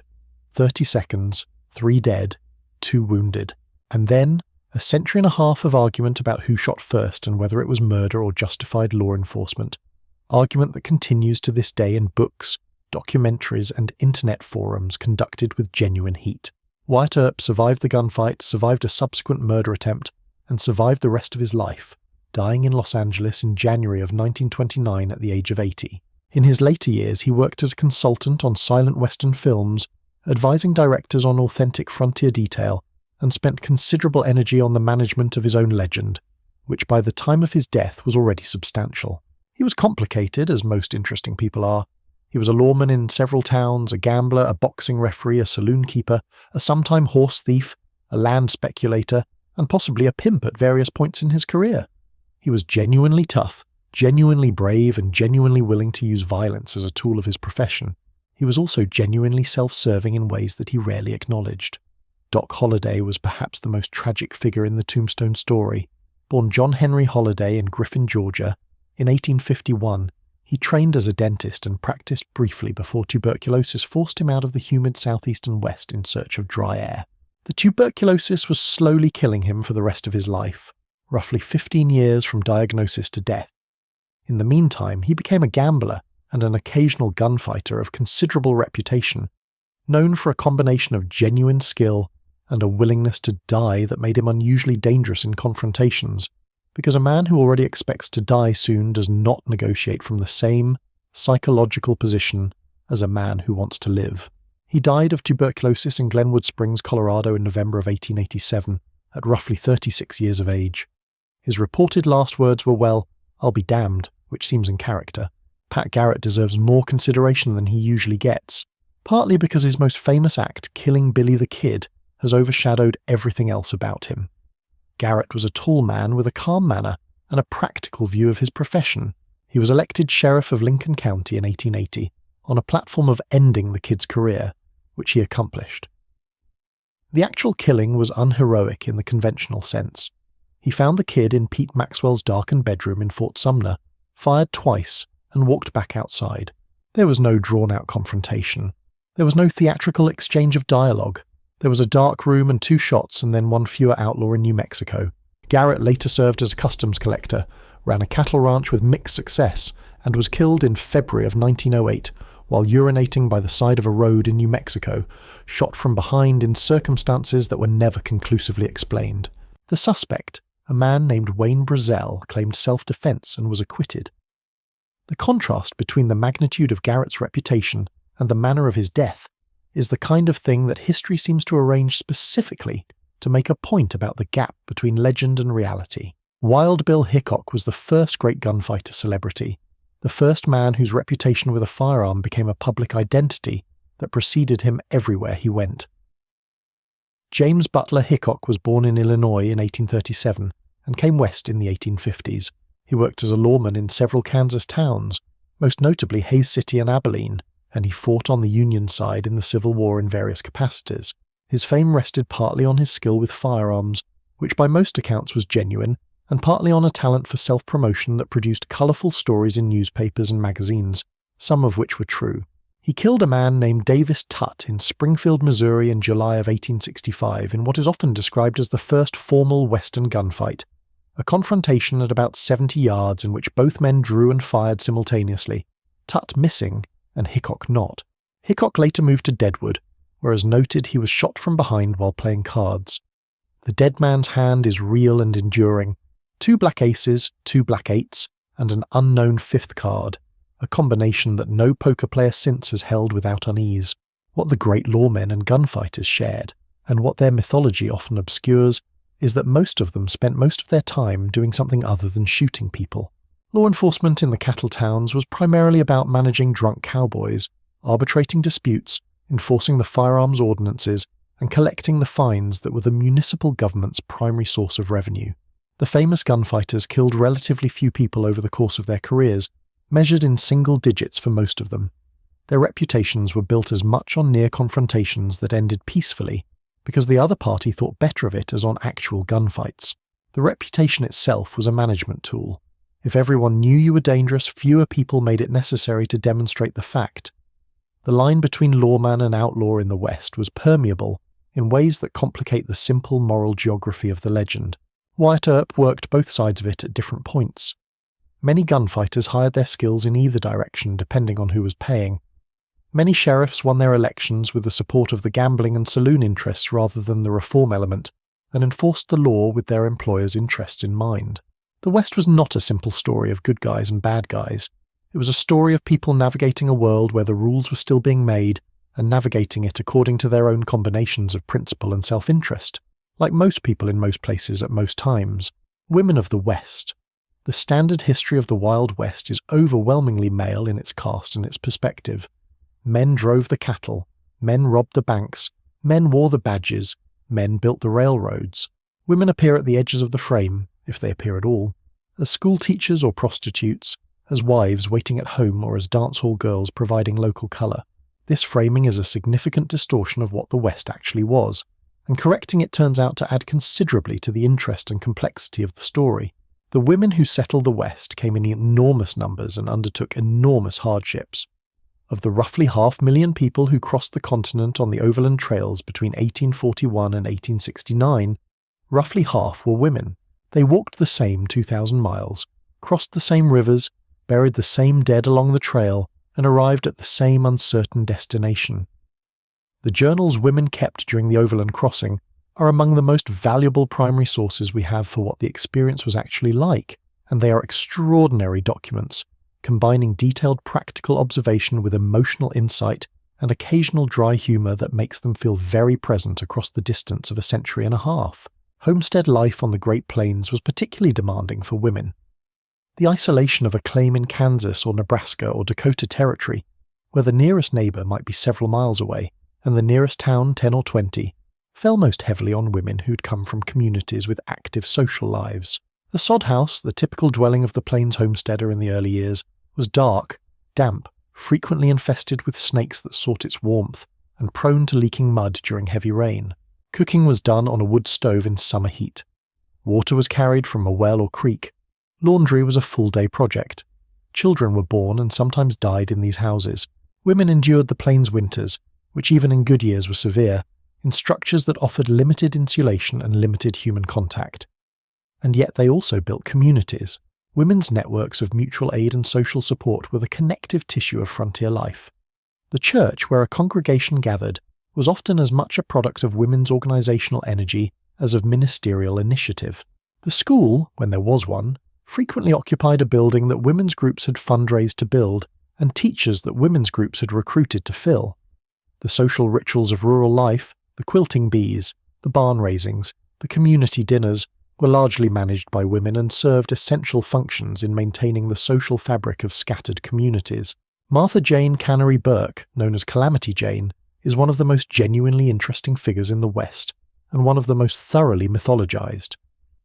Born around 1852, she spent her life on the frontier as an army scout, a nurse during smallpox epidemics, a teamster, a performer in Wild West shows, and a habitual drinker whose relationship with alcohol was clearly a serious problem.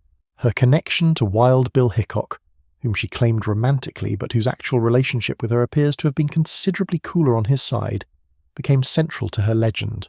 She was genuinely capable in ways that were remarkable for a woman of her era, able to drive a team, shoot accurately, and navigate the frontier in terms that few men, and essentially no women of her social background, could match. She was also probably not entirely truthful in her autobiography, which is either a character flaw or a professional asset depending on how you look at it. She died in 1903 and was buried, at her request, next to Wild Bill Hickok in Deadwood, which is either a romantic conclusion or a slightly presumptuous one, again depending on your perspective. Pearl Hart is less famous but equally interesting. Born in Canada in 1871, she ended up in Arizona, and in 1899 committed what is generally considered the last stagecoach robbery in American history, holding up the globe to Florence stage with a man named Joe Boot, and making off with the considerable sum of $431 and some change. She was caught, tried, and initially sentenced to 5 years in the Yuma Territorial Prison. She was released after 2 years, possibly because the prison authorities found her presence inconvenient, for reasons not entirely specified in the official records, but which can probably be inferred. She appears to have subsequently performed in Wild West shows and then disappeared from the historical record, which seems right for someone who robbed the last stagecoach. The brothels and saloons of the cattle and mining towns employed a significant number of women, and the history of these women is complicated in ways that simple moral categories do not capture. Some came to the West willingly, recognizing that the gender imbalance of frontier communities meant that women who provided sexual services could earn considerably more than they could in any other available occupation. Others were brought under conditions that range from semi-coercive to actively enslaved, particularly in the case of Chinese women trafficked into the California and Nevada mining camps in circumstances of genuine horror. The range of individual experience within the category of frontier sex worker was enormous, from successful madams who owned property and wielded social influence, to women trapped in conditions of debt bondage with few options for exit. Eleanora Dumont, known as Madame Moustache for obvious reasons, arrived in Nevada City, California during the gold rush and ran a profitable gambling house, dealing faro with skill and maintaining an establishment of some decorum. She travelled the mining camps for decades, her fortunes rising and falling with the camps themselves, and died in 1879 in Bodie, California of what may have been suicide. She was somewhere in her 40s. She had been dealing cards in western boomtowns for 30 years. The women who came west as homesteaders' wives, as teachers, as missionaries, as doctors in a few cases, and as laundresses and cooks and boarding house keepers built the domestic infrastructure that made permanent settlement possible. They also, in considerable numbers, organised for the vote. The Wyoming Territory granted women's suffrage in 1869, the first such legislation in the United States, partly for practical reasons, the territory having very few women, and hoping to attract more, and partly because the political coalition in the territorial legislature found it useful at that moment. Wyoming women also served on juries, another first. Colorado followed in 1893, Utah and Idaho in 1896. The West, for complex and not entirely admirable reasons, was ahead of the East on women's suffrage, and the women who settled it fought hard for that ground. The story of women in the Wild West is not a footnote to the main narrative. It is part of the main narrative, inseparable from it, and its omission from the legend is a distortion that leaves the picture incomplete in ways that matter. The Homesteaders and the Sodbusters. On May 20th, 1862, President Abraham Lincoln signed the Homestead Act, which offered any American citizen, including women and freed slaves, 160 acres of public land in the West in exchange for a filing fee and a commitment to live on and improve the land for 5 years.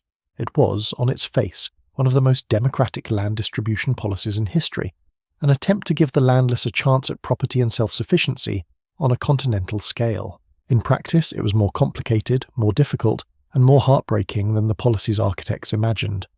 Between 1862 and 1934, when the policy was substantially modified, roughly 1.5 million homestead claims were filed. Of those, only about 40% were ultimately proven up, meaning that the claimant completed the 5-year residency requirement and received final title. The rest were abandoned, some quickly when the reality of frontier farming proved unsurmountable, some slowly after years of effort that left families broken. The Great Plains that the homesteaders were attempting to farm was an ecosystem that had not been designed with annual grain cultivation in mind.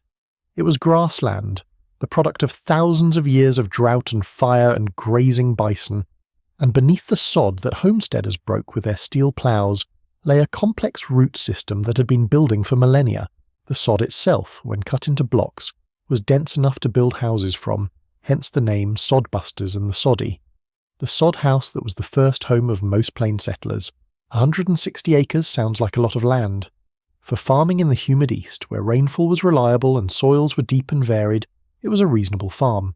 On the semi-arid plains, where average annual rainfall might be 15 to 20 inches and could vary enormously from year to year, 160 acres was often simply not enough to sustain a family.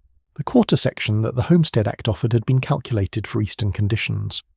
Western conditions required more land for dryland farming or irrigation to work at all, a reality that critics of the Act pointed out before it passed, and that the accumulated experience of homesteaders confirmed expensively. The challenges were multiple and overlapping. Water was the fundamental problem. Springs and creeks that appeared on maps based on wet year surveys were dry in the droughts that followed regular intervals on the plains. Wells had to be dug, sometimes at enormous expense and labour, to reach the water table, which might be 50 or 100 or 200 feet down. Windmills were the solution, pumping water from depth with the one resource the plains had in abundance, and the windmill became as central to the visual landscape of the plains homestead as the sod house itself. Prairie fires were a constant hazard, particularly in autumn when the dry grass ignited easily and could send walls of flame racing across the landscape at speeds that outran horses. Homesteaders learned to plough fire breaks around their buildings and to watch the horizon to the south and west where the prevailing winds came from.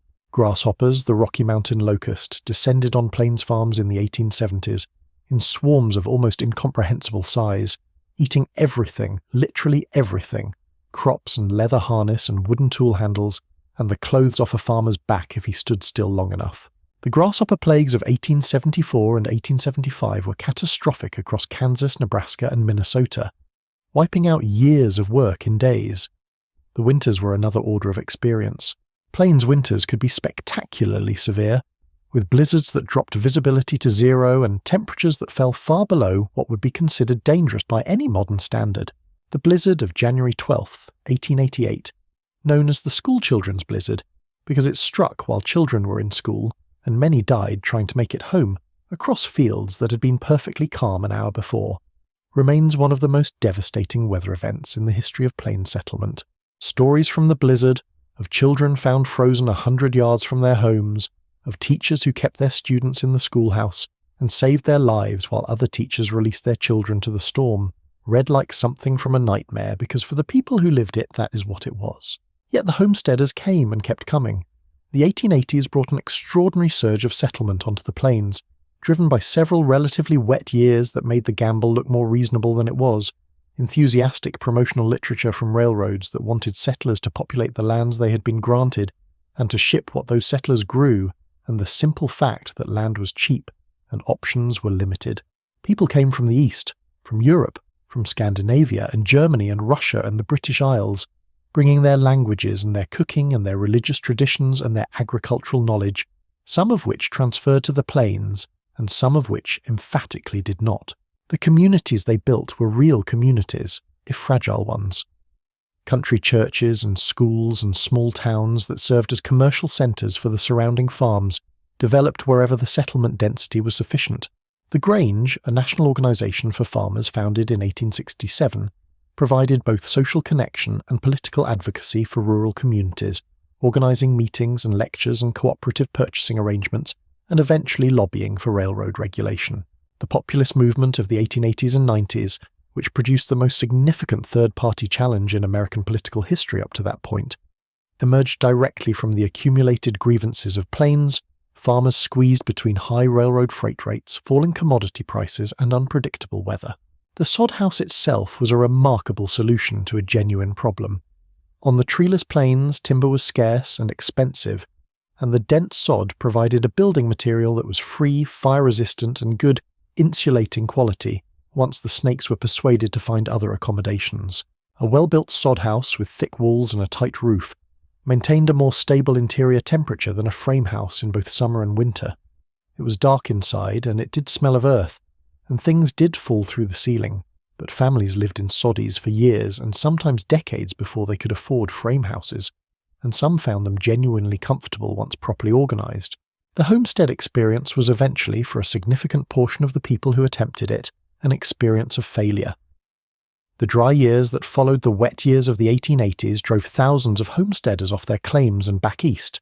County populations that had grown rapidly in the boom years shrank dramatically in the bust years. Some areas of Kansas and Nebraska lost a third of their population in a decade. The exodus was real and it was painful. Families who had invested years of labour and whatever capital they possessed in a gamble that had not paid off. But the ones who stayed, the ones who hung on through the bad years and figured out what the land could actually sustain, built something enduring. The wheat farming that eventually took root on the plains, adapted to the conditions and the rainfall patterns, became one of the most productive agricultural systems in the world. The towns that survived, the ones with sufficient population density and good rail connections, became genuine communities with their own histories and their own stubborn identities. The plains were settled, with all the loss and hardship that process entailed, and the people who did it deserve a more complicated acknowledgement than either the romantic pioneer narrative or the simple victimhood narrative that have tended to dominate. Range wars, barbed wire, and the end of the open range. In 1874, an Illinois farmer named Joseph Glidden patented a design for barbed wire that was superior to all previous attempts, and the American West was never quite the same again. This sounds like an exaggeration, and for something involving wire it might seem like one, but it is essentially accurate.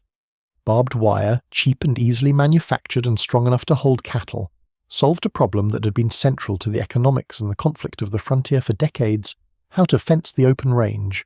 Before barbed wire, fencing on the treeless plains was enormously expensive because it required timber that had to be shipped from hundreds of miles away. Smooth wire was cheap but ineffective at containing cattle. Stone was available in some areas but required skilled labour.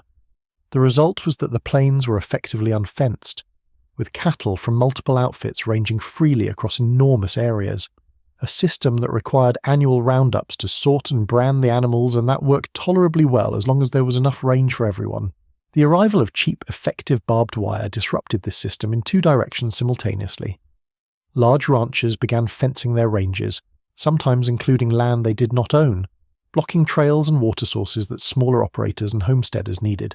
Homesteaders fenced their claims, blocking the cattle drives and the grazing patterns of the open-range cattle industry.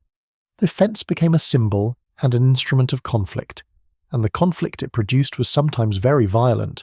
The Johnson County War of 1892 in Wyoming was the most dramatic of the range wars and the most explicit in its class dimensions. The Wyoming Stock Growers Association, representing the large cattle barons who had dominated the range since the 1870s, was in conflict with smaller ranchers and homesteaders who had moved into Johnson County in the northern part of the state. The large operators accused the small operators of rustling, which some of them probably were doing. The small operators accused the large operators of monopolizing the range, blocking access to water, and running them off land they had a legal right to occupy, which the large operators also probably were doing. The Stock Growers Association hired approximately 50 Texas gunfighters, brought them north by special train, and led them on a vigilante expedition into Johnson County with a list of men to be killed.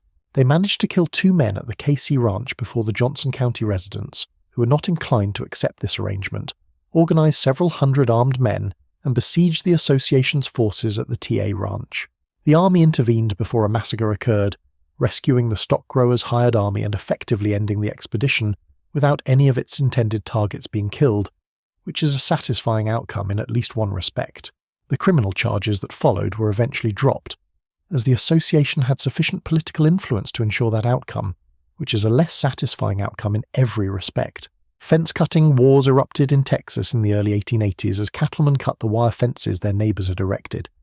The Texas legislature made fence-cutting a felony in 1884, and also required gates to be installed at regular intervals in fences that crossed public roads, but enforcement was spotty and the conflict continued for years.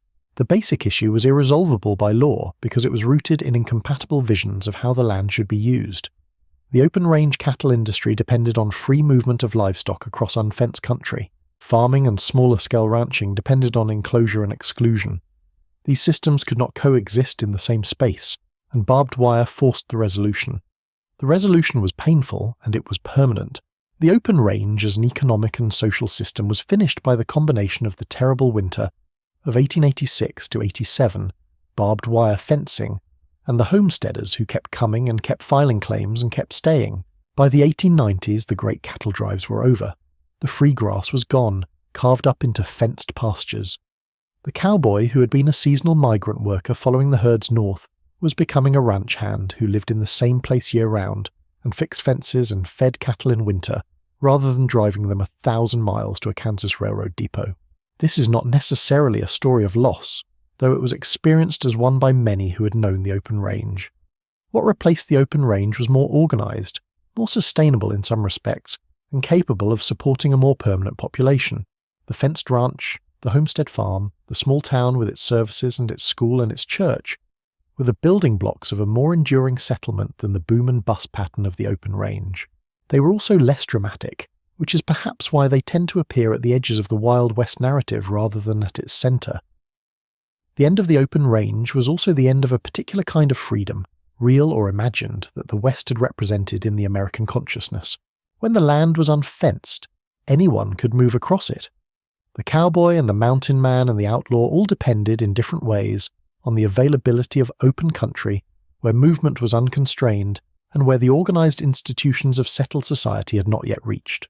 Barbed wire ended that. It drew lines across the landscape, lines that said, "This is mine and you cannot cross it," and in doing so it completed a transformation that had been underway since the first settlers crossed the mountains. There is a particular strand of Western mythology that is essentially about freedom of movement, about the ability of a person to ride over the horizon and become someone new. Barbed wire made that mythology visible as mythology, because you could not ride over a horizon when someone had fenced it. The fence was a physical expression of the end of the frontier, present years before the Census Bureau's official declaration of that fact.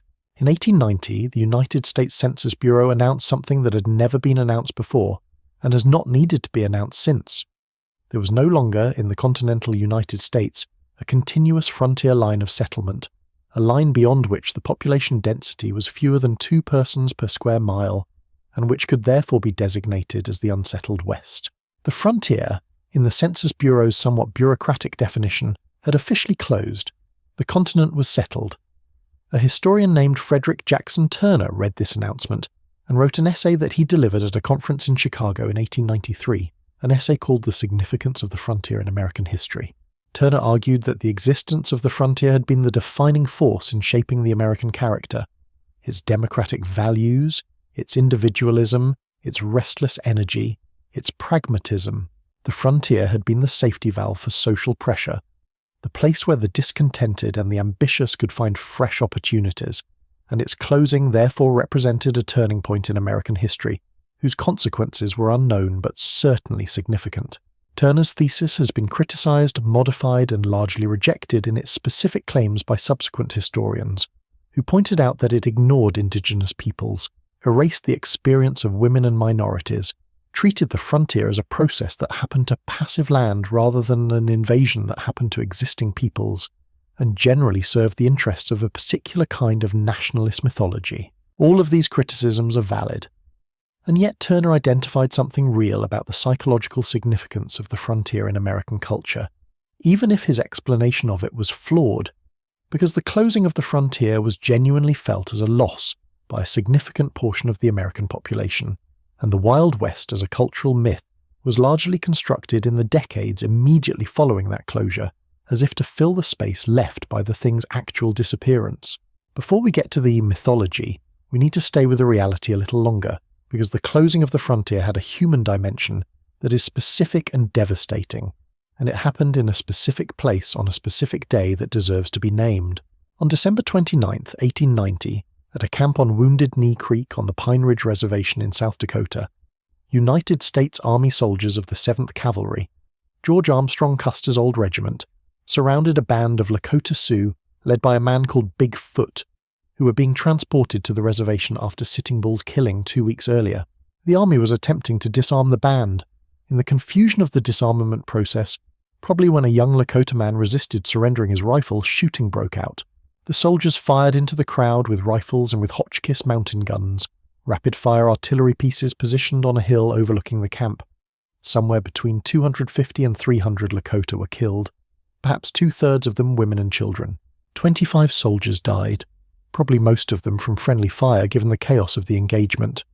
The bodies of the Lakota were buried in a mass grave on a hill near the camp. 20 Army soldiers received the Medal of Honor for the action, a distribution of recognition that has remained controversial and has been the subject of calls for rescission into the present day. Wounded Knee was not technically the last military engagement between United States forces and indigenous peoples. There were subsequent incidents, but it was and is understood as the symbolic end of the armed resistance of the Plains nations, the moment when the decades-long conflict that the Army called the Indian Wars reached its bloody conclusion. The ghost dance movement that had preceded it, a religious revival that promised the return of the buffalo and the ancestors, and the restoration of the old ways if its adherents danced and believed with sufficient intensity, had frightened the reservation agents and military commanders enough to trigger the military response that ended at Wounded Knee. The ghost dance was not a military threat. It was a desperate spiritual response to desperate conditions, and its suppression by lethal force says everything necessary about the relationship between the United States government and the indigenous peoples at the end of the 19th century. At the same time that Wounded Knee was occurring, the frontier was closing in other ways. The Oklahoma Land Runs, a series of events in which enormous tracts of Indian territory were opened to white settlement in a single moment, symbolized the final dispossession of the lands that had been assigned to the 5 civilized tribes and other indigenous nations relocated from the east in the 1830s. The first Oklahoma Land Run occurred on April 22, 1889, when roughly 50,000 settlers lined up at the borders of what had until that moment been protected indigenous territory. and at a signal raced to claim homesteads. The chaos of that day, and the subsequent runs in 1891, 1892, and 1893, completed the process of turning the last Indian Territory into the organized territory that became the state of Oklahoma in 1907. In California, the missions were long gone and the gold rush was a generation in the past, and the surviving indigenous peoples of that state, reduced from roughly 150,000 in 1848 to roughly 17,000 by 1900, were living in conditions of poverty and marginalization on the fringes of the agricultural and commercial economy that had replaced the world they had known.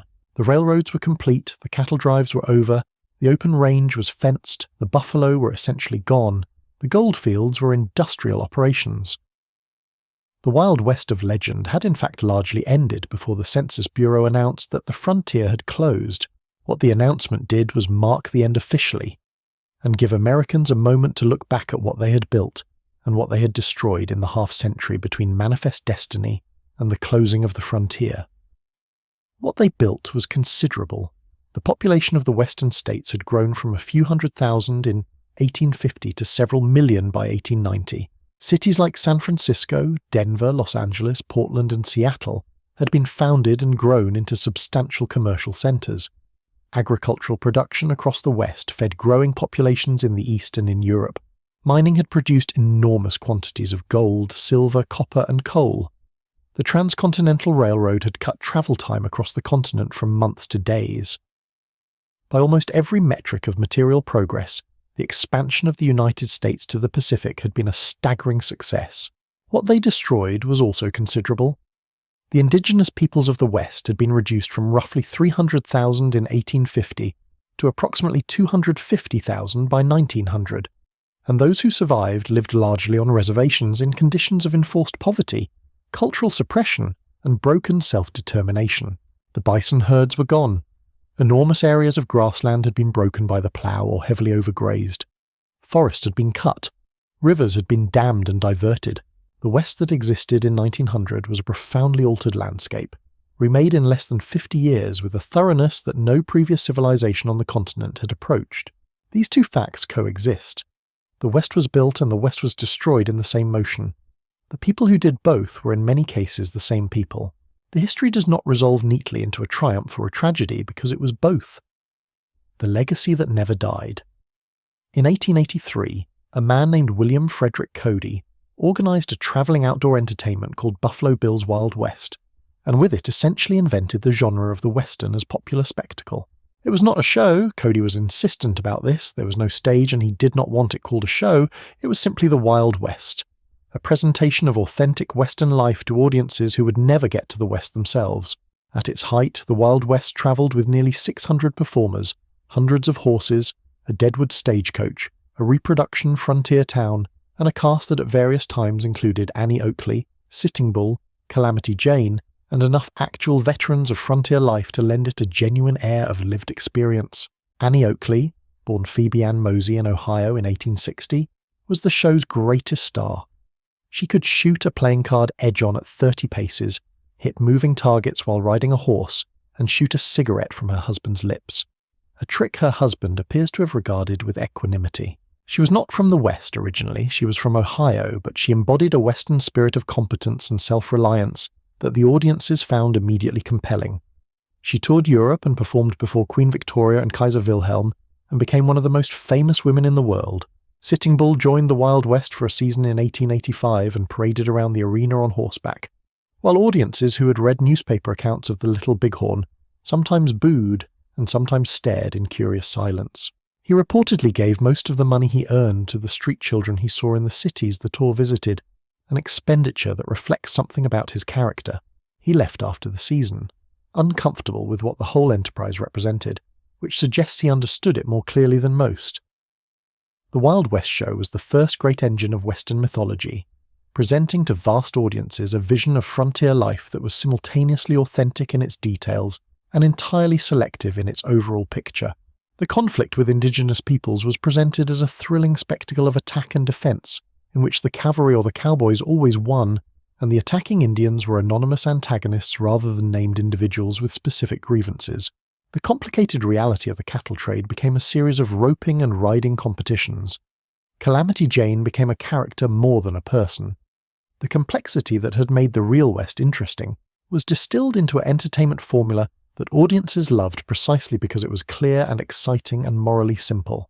The dime novel, which had been romanticizing Western figures since the 1860s, did the same thing in print. Ned Buntline's stories about Buffalo Bill, published while Cody was still actively scouting, created a public persona that the real man eventually could not distinguish from himself. Prentice Ingram wrote over 200 novels featuring Cody as the hero. Hundreds of similar novels featuring Jesse James, Billy the Kid, Wild Bill Hickok, Kit Carson and others created a mythology so pervasive that the mythological figures and the historical ones became nearly impossible to separate in popular consciousness. The Western film genre began almost with the medium itself. Edwin S. Porter's The Great Train Robbery of 1903 is generally considered the first narrative film, and it is a Western. By the teens and 20s, Westerns were the dominant genre in American cinema, with stars like Tom Mix and William S. Hart creating screen personas that were even simpler and more morally transparent than the dime novel heroes. The Western film reached its artistic peak in the 40s and 50s, when directors like John Ford and Howard Hawks made films like Stagecoach, My Darling Clementine, Red River, and She Wore a Yellow Ribbon that remained genuinely impressive works of cinema, even as they perpetuated myths about frontier life that were at considerable distance from historical accuracy. John Wayne became the face of the Western in a way that made it impossible to think about the genre without thinking about him, which is perhaps the most successful construction of personal mythology in the history of American entertainment. Wayne, born Marion Morrison in Iowa in 1907, had never been to the real West, or rather he had been to the same West everyone else had, which was the 20th century West rather than the 19th century frontier. His screen persona, the laconic, physically dominant, morally certain man of the frontier, was an elaborate construction that served a particular American cultural need in a particular moment, and served it so well that the construction outlasted the moment and became simply what we thought the West had been. Sergio Leone's spaghetti westerns of the 1960s, most famously the Dollars trilogy starring Clint Eastwood, did something interesting to the mythology by acknowledging its own artificiality. The man with no name, Eastwood's character, is obviously a construction, a figure so stripped of specific identity and history that he exists purely as a vehicle for the genre's essential drama of will and violence. Leone's films are beautiful and knowing and slightly ironic in ways that feel very different from Ford's earnest heroism, and they marked a point at which the Western as genre had become sufficiently self-aware to comment on its own conventions. What was lost in all of this mythology building was not difficult to identify. The actual history of the West was richer and stranger, and more morally complex than any of the myths acknowledged. The indigenous peoples who had lived there for thousands of years before the wagon trains arrived were transformed by the myth into obstacles and antagonists, and occasionally noble symbols of a vanishing past, but almost never into full human beings with their own histories and their own perspectives on the events that dispossessed them.